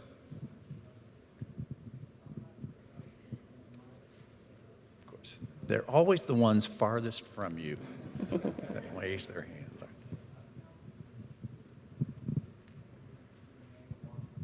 Hey, I was wondering, so I know there's a lot of resources available here in Lubbock for treatment for indigent adults, but when it comes to, I guess, adolescents or kids or whatever who need treatment but obviously can't afford like private treatment, what kind of resources are available in our community for that? Currently, we are trying to establish services with daily recovery services. Miss Latasha here. So we're actually going through that contract process, but it'll be income-based as well. Lydia, where are you? I just heard you. Where is she? Oh, it's Tasha. You're good. Tell us about Daily Recovery Services. And so Daily Recovery Services, what we provide is outpatient treatment to adolescents between the age of 13 and 17. What I love about our organization is that as kids come into treatment, it's a kind of like what Ms. Linda said, it's a beautiful relationship. It's like, they get the referral, rather I get it from the health department or get it from Ms. Linda, or the OSAR here in Lubbock. And they refer them to me, and then in the process of them going through treatment, then I also provide other resources to them to meet those needs. What I love also is that not only am I providing those resources to the adolescent, but also to the family as a whole. Because again, I think someone said earlier, when you have a history of family substance abuse, it's not just focusing on the child. The child can break the chain, they can break that stronghold, but then we're putting them back in that same environment. So what I love is we do like family group, and I do even one-on-one counseling with the parent that they're wanting to know. I always think, that sometimes you don't do better because you don't know no better. And sometimes you know better and you still don't do better, but we want to at least give you the opportunity. So I'm so glad.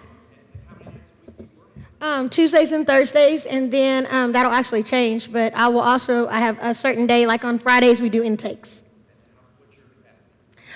So for the year, our grant allows for 16 per semester. So. Thank you, George. And I just wanted to add to that too, that with Daily Recovery Services, they're doing something right for sure, because they have youth showing up on days they're not even open. So we know, as you asked earlier, that there are so many youth in Lubbock that are really, really in need. And Daily Recovery Services also stepped up, and they're going to partner with us in the YWCA to try to do that alternative peer group too, to really serve the youth that they're working with. So even though we don't have a ton of providers right now, they are hustling and doing the best that they can, and we really are serving those youth. So that's a great, first step there. And hopefully we will have more inpatient treatment in the future, or at least options to get kiddos who can't afford it or don't have insurance or parents who can support to get to that. I also want to just take a moment. I know they're going to hate me because they hate when I put them on blast, but I just wanted y'all to give a hand. I have adolescents here that I know they miss school and everything, and that's probably why they came and then they want to eat. But also, they're the only ones here, and I think that's just amazing because even in our groups, they're learning how to have a sober life and everything. And so I just wanted to ask y'all, y'all will join me, and can we rise for just a second and applaud them? I know they're not going to get up, but I do want to applaud them.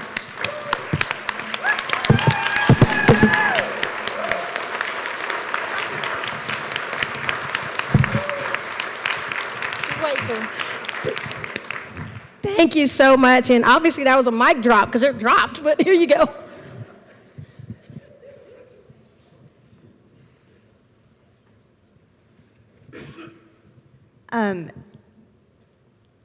You guys are blowing my socks off, really. This has been so great this morning. And hearing George talk about just the stigma, it's really hard to have children and family members walking through this and not know all these services that are available.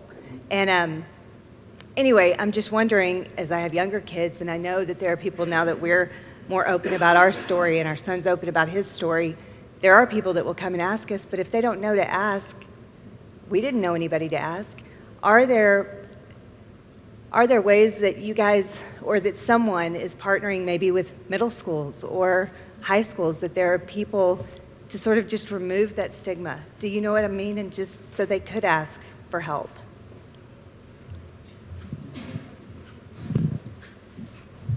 So I definitely understand the need for that, and we are trying so hard to work with all of the schools.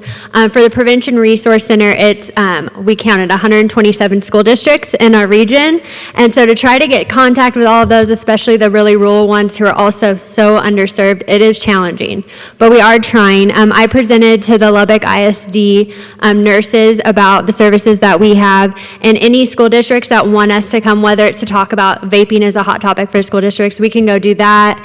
But we've been trying. We actually just recently sent out, it was my attempt to try to get them to open it because emails don't always get opened, little bags with all of the resources that we do provide to all of the school districts, as well as us being able to support during Red Ribbon Week, which is a great time to try to shatter that stigma, which is coming up later this month. And we also have a website that directs to any prevention resources we're aware of in the region, and also national and state ones that are good. But it is really hard to get in those school districts and build that relationship. They're welcome to go to prc1spelledout.org, and my contact info is there. We're tabling outside, but we do want to be in the schools and try to help support that in any way that we can. And we realize that's going to look different for all the different school districts. So really getting together with them and figuring out, the best way to do that.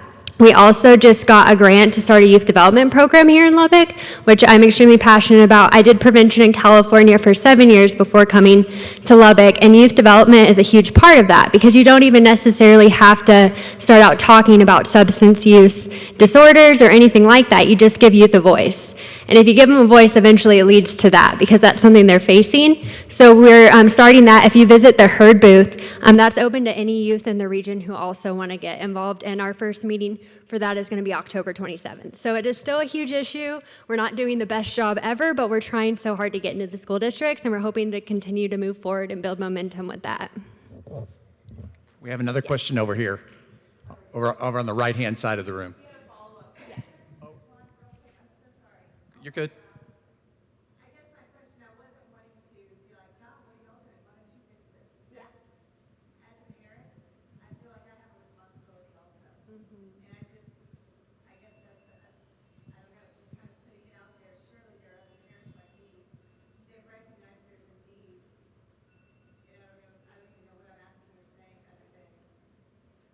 So No, Megan, can you repeat what she asked or what she was saying?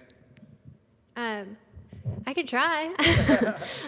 So basically, I think the thing is it comes down to, as parents, sometimes it's really hard to know, what resources are available and also, what to do. Is that kind of... Mm-hmm.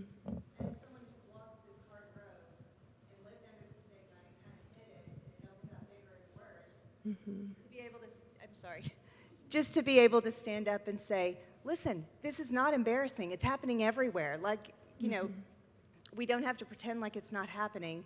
And so certainly not asking you guys, like, why aren't you fixing this? What I'm saying is, as a parent, I have a responsibility to my community and to these other parents who are struggling and don't know where to go. And I don't know what I'm asking or saying other than I love what you're doing and I want to be a part of it. Thank you. So I wanted to follow on that. You know, recovery has a principle of attraction rather than promotion. And so I think what's hard to break that stigma is sometimes parents don't have that grateful attitude of recovery and living out loud. Sometimes the stigma and what I've faced, you know, I've worked 9 years in the treatment industry, is that the parents just want them to graduate. They'll have a full-blown cocaine addiction, I kid you not, and the parents are just like, get through school. If you get through school, nothing's wrong, right? Like, we can keep this hidden. So I think part of that, too, is having that attraction, is having Al-Anon or families of loved ones who get together. That's right. What you're describing is the Al-Anon experience, where they're not just supporting each other, but they're working the parents through the steps themselves. And so not only do you relate, but you actually recover at the same time as, you know, somebody does when they're going into treatment. So I think that's the key, is, you know, the attraction rather than promotion, especially for my young kids over there. You know, I didn't have a recovery high school. You know, I've been a felon and in the system since 15 years old, right? So the opportunity that they have today, just starting with that, 2 people, 3 people here that are 15, that's where it begins. But it also works as, who are they looking up to? They're not looking up to, like Andrew said, somebody with 16 letters after their name. They're looking up to people like us that are 22 years old getting sober. You know what I mean? And so I think the most important thing to do is to attract that to them, these young adolescents, saying, listen, you don't have to do that. But also not speaking from a condescending tone, because I've lived it, you know? So attracting it to these young kids, going, not only will you be able to get a scholarship to Texas Tech, right? Get a degree and everything, but you'll be able to impact your family in ways that, you know, it can't be explained, you know, so. Thank you. We got another question over here. Hi, I am the mother of an addict, actually 2. I lost a son 5 years ago to an overdose, and so I'm with this other mom here. I want to get involved. I think one of the things that I appreciate with you guys is you're here and you're this Source to Solutions. This is the second one I've attended. I think you've only had 2. But one of the things that I think that has drawn to me, I did an overdose awareness August 31st. We need more community involvement. We need more people who care, that are not afraid to stand up and say, hey, my son was an addict. I lost him. Let's not lose any more people. And so I'm also with this mom. I want to be involved in all stages of whatever needs to happen in the community to pull us all together, including OSAR and HERD and all of the recovery, all of the high schools, because if we don't start and just show, hey, we're all the same people, we're not the addiction, we are the person that's underneath the addiction, and we are loved, and I'm not an addict, I'm just the mom of an addict. But it's important that I think that what you guys are doing are phenomenal, and we appreciate that. And I want to see more, and I'm asking how to get more involved so that it's more widespread and there's more people that know about what's going on. Because if I had known then, when my son died in my bathroom, how to save him, he would be on stage with you guys. And that's where I'm at. That's what I'd like to see happen, is to be able to do more education and just more, it's okay. It's okay to not be okay, and there is help. And so, thank you. Yeah. Thank you so much for sharing that. And so one of the big aspects of our new programs at the health department is community coalition partnerships. And it is found that more action happens through community coalitions and partnerships coming together than one man alone. So we would love to have any parent, anyone interested, like Megan said, you don't have to have a strong tie or reason, but we have the funding and the time and the staff to attract parents, family members, community members, and you bring us and say, this is what I want to do, and as a community coalition, we can make sure that that happens. Thank you for sharing that. Yeah. We also have the Youth Summit out there, and that's a wonderful day event that really addresses these issues at a lot of different levels, so if you'll stop at their table. Did I see another hand over in this area just a second ago?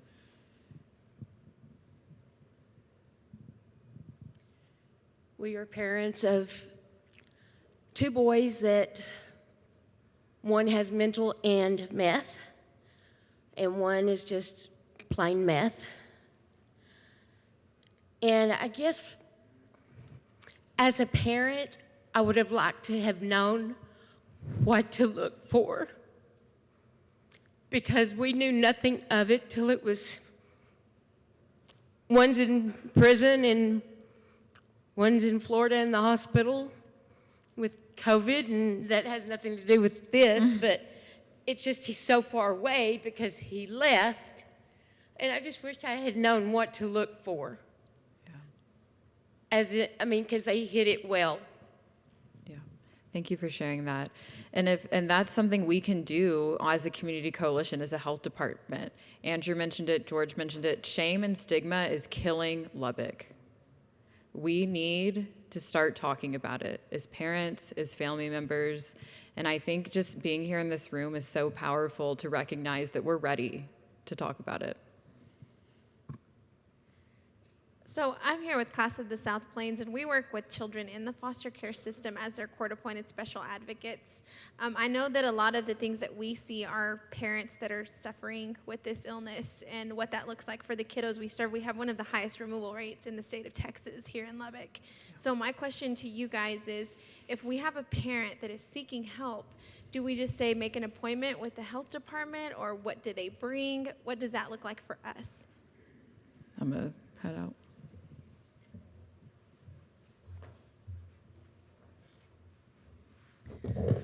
We are actually in the process of establishing a page on the health department website so that you can inquire about services.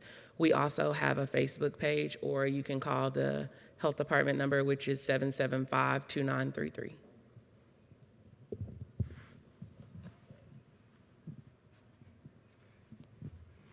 Hi, I represent Head Start and Early Head Start. So we work with families that are pregnant all the way through 5 years old, transitioning to kindergarten across the country. And we're part of Region 6, which encompasses Texas, New Mexico, Louisiana, Arkansas, and Oklahoma.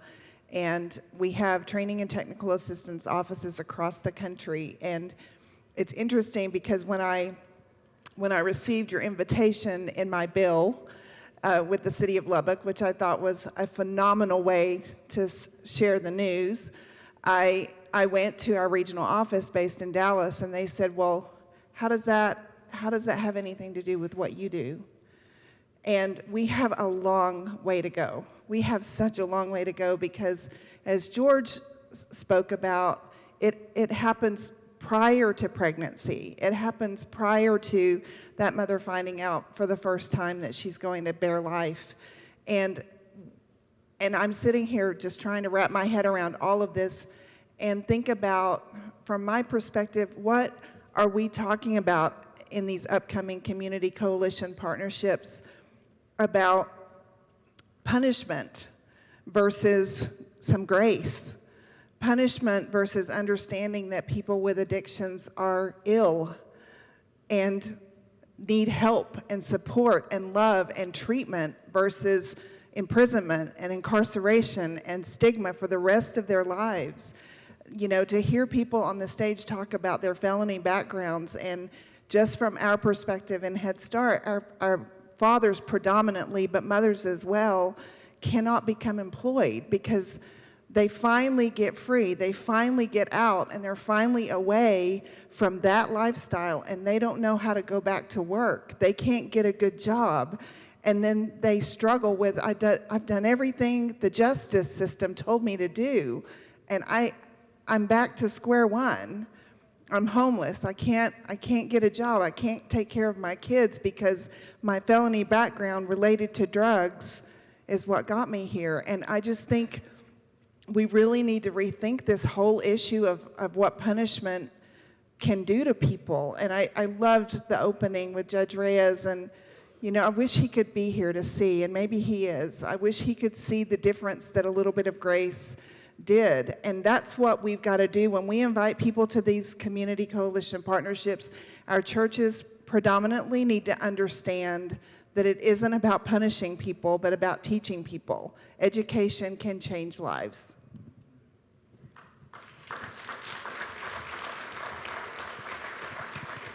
How many of you in the room, show of hands, know Fair Chance? Know the Fair Chance Committee? Not many hands have gone up. I see about 3 that are right over here. So I'm going to let my friend Anna Trevino tell you about Fair Chance. Yeah, so Fair Chance has been around for about 4 years in Lubbock. The goal is to eliminate barriers for employment and education and all kinds of different things. I love what the lady said just a while ago about education, and right. So later on you'll hear a little bit about my story and how those were some challenges for me. So Fair Chance meets. We meet a couple of times a month. If you want to know more about that, we do have a Facebook page. It's Fair Chance Campaign Lubbock, I believe. But you can also reach out to me, and we can connect you with them. We put on a couple of job fairs throughout the year. There's some educational resources, different legal aid, just different educational pieces. Also about voting, right? A lot of people have this misconception that, oh, if I ever had a felony conviction, I can't vote ever again, right? You need to get educated if that's what you believe, or you believe someone who told you that, because that's not true. So, and also with like financial aid stuff, we talk about that and how you can get financial aid stuff, despite background, but yes. And then also the other thing that we do is point people in the right direction of trying to establish housing, right? Even with a criminal background. That is a huge barrier. Like, oh my goodness, I can buy a house, but I can't buy or rent an apartment, right? But anyway, I'm gonna get off that. But anyway, I will talk some more. Thanks, Jordan. Thank you. Okay, I'm gonna turn it back to the panel. Any last words from anyone on the panel before we close out this community discussion? Everybody good? Okay, so this is what's not happening in our community, is us getting together and having honest talks about what's going on and getting answers from people who are working in the field. We need to continue this, right? So take down their numbers, visit people out at the tables. If you are someone who has access to time and can be a part of the solution, please talk to the providers out there. Find out what they're doing. The Youth Summit does a day for youth in January. Please, if you can be there, if you can support that cause, our youth need to hear, they need our presence in their events, right? Their OSAR, the HERD table, you heard, there's so many resources that if you have time and talents and are willing to give, they can use your support. So please do that. Give yourselves a hand. Great time. Who's next? Give it to Catherine. Give this to Catherine is what I was told. Here is Catherine Wells. I want to turn the microphone or the floor over to Councilman Christian. Give us a few words prior to lunch. As a parent who went down this road before, I wish I had a simple answer for those folks on what you need to do other than pray a lot. Don't be afraid to let your friends and neighbors know that you're struggling, because you never know where that network's going to take you, to find some answers and find some professional people to help you and the person that you love that's struggling with addiction. I'm going to get on my soapbox just a minute, talk about how our community. This is a community problem, but it's not just a community problem or a challenge. It's a West Texas problem. It's a Texas problem. It's a national problem. It's an international problem. Can we ever solve it? No, but we can certainly sharpen our swords as sharp as we need to fight the battle that we know that is there. And as George has taught me and other people that are professionals, that the first thing we need to do is recognize that this is a disease. I always equate addiction to some degree to cancer. We all know somebody that's suffered through cancer, is suffering through cancer, who lost their battle with cancer. The same could be said of somebody that's on their journey, hopefully, to recovery. But I want to know where the media is today. I want to know why some of our media folks can't do an investigative report on the addiction crisis that we have right here in Lubbock, Texas. If they can allocate days of going to Amarillo to cover trial of somebody that's a former car dealer here, pardon my French, but they could damn sure do a better job of letting the community know what's going on as far as addiction and where recovery might be for that person.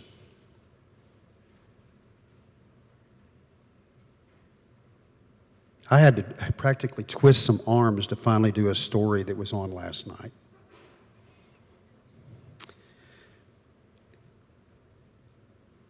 And as you can tell, I'm pretty angry about that. Our media needs to figure out what's important too.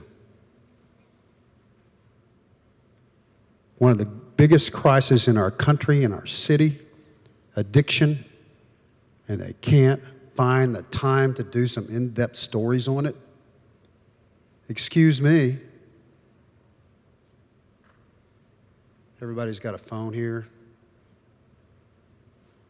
I suggest you text them right now and ask them, have you heard about the symposium that's going on right now that's trying to help our community fight addiction? They'll be here. They'll do a slow pass over the symposium, but they need to get their act together, because I'm looking out at a lot of people, and God bless you, we're getting our act together, and they need to know about our act. George mentioned something when he first started, is those people that we have lost to addiction. Before we recess and go get lunch and come back in here, I think it's very appropriate that we pause for a moment of silence for those loved ones, those friends, those coworkers, those neighbors that are no longer here because they couldn't quite get where they need to be in their recovery journey.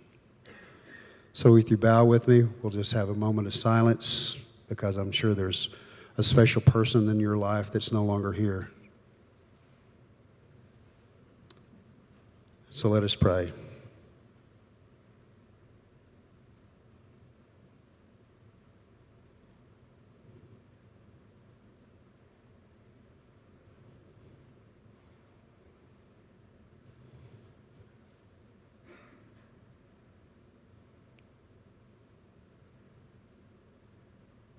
Dear Heavenly Father, you are the great healer. You are the one that we call upon to help us with those very difficult times in our life, but also the joyous times of our lives. Help us to understand how important it is to connect with you and the Holy Spirit, that we might be filled with your grace and love and power to conquer whatever addiction it is that is attacking our lives. We ask this in your Son's name. Amen. Is lunch ready? Is it here? Okay. Well, if not, it'll be here soon. Thank y'all very much. We have a special guest with us today. Mayor Dan Pope is here to address us for a few minutes, and then after that, we will turn this over to our lunch speaker. Thank you, Mayor Pope.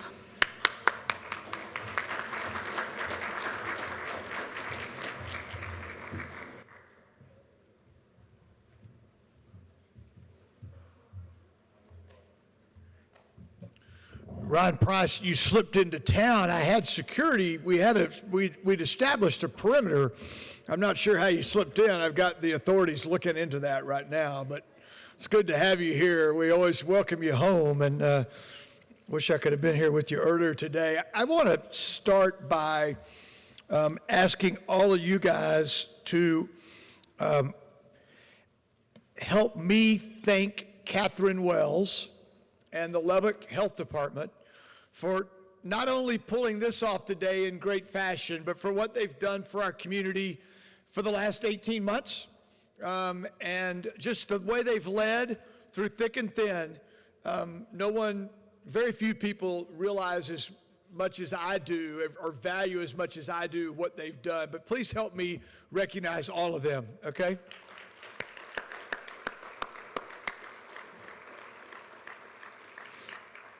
If you'd have told me in January of 2020, or let's do this, if you'd have told Catherine in January of 2020 how many hours she would have to spend with Mayor Pope over the next 2 years, she probably would have started looking, in fact, she would have started looking for another job. So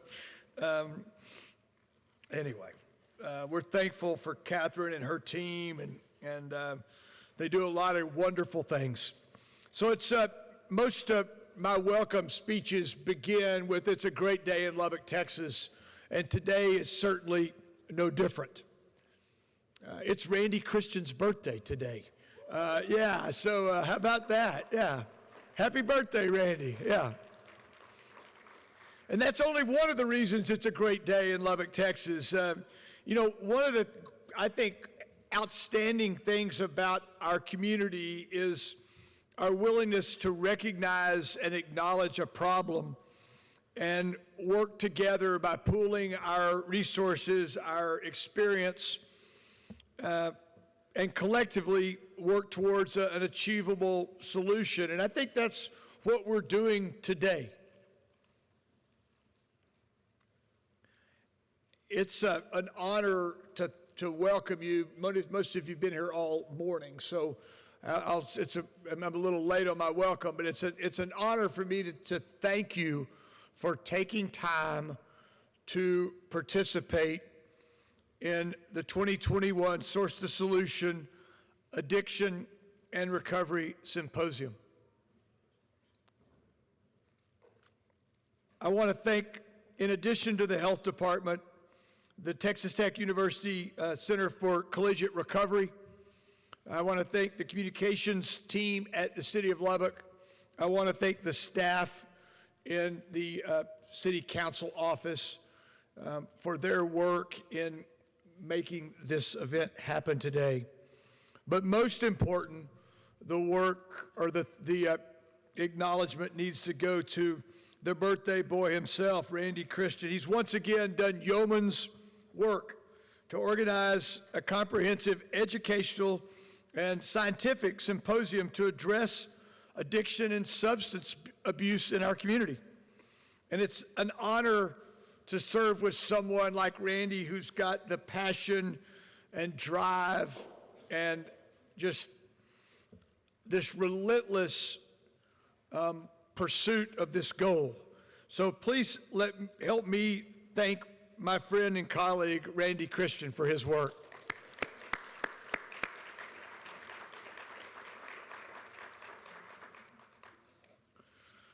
The 2019 Source to Solution Symposium was a great success, and unfortunately, due to uncontrollable circumstances, we weren't able to do it last year, but we're back on track this year, and the turnout has been fantastic. We're thankful for that. An addiction crisis plagues our city, our state, and this nation. Just yesterday, we spent time in our city council meeting talking with attorneys who are part of the big opioid settlement and talking about how those dollars will come back to our community to help address some of our problems. Your interest in work and participation reflects, I believe, our community's commitment to these solutions, to new ideas, just to the hard work that goes along with recovery. You know, one thing about addiction is that it knows no economic, social, educational, color kind of boundaries. It hits us all. Rich, poor, black, brown, white, north side, east side, south side, west side, or right in the middle of town.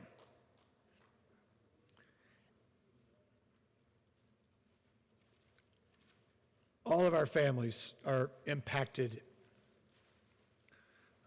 by addiction.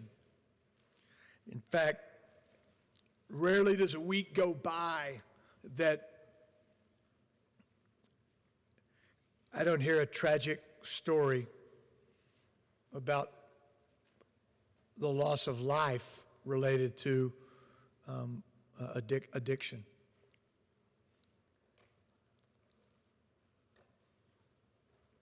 A collective response is needed, and today's symposium, once again, has brought together a large, diverse group of individuals and organizations committed to fighting substance abuse, and as important, getting people on the road to recovery.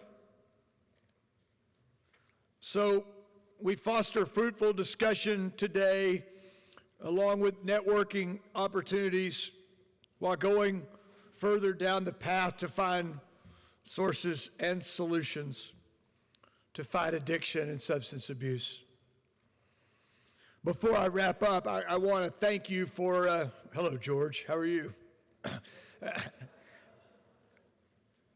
There's a man whose life's work is in the right spot. We're so thankful for you, George. It was great that this morning you took time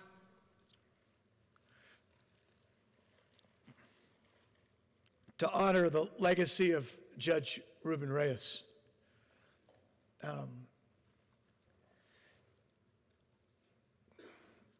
The world needs more Ruben Reyeses. And I think it was a touch of class today that you guys did that. We've all are being called to take up the mantle.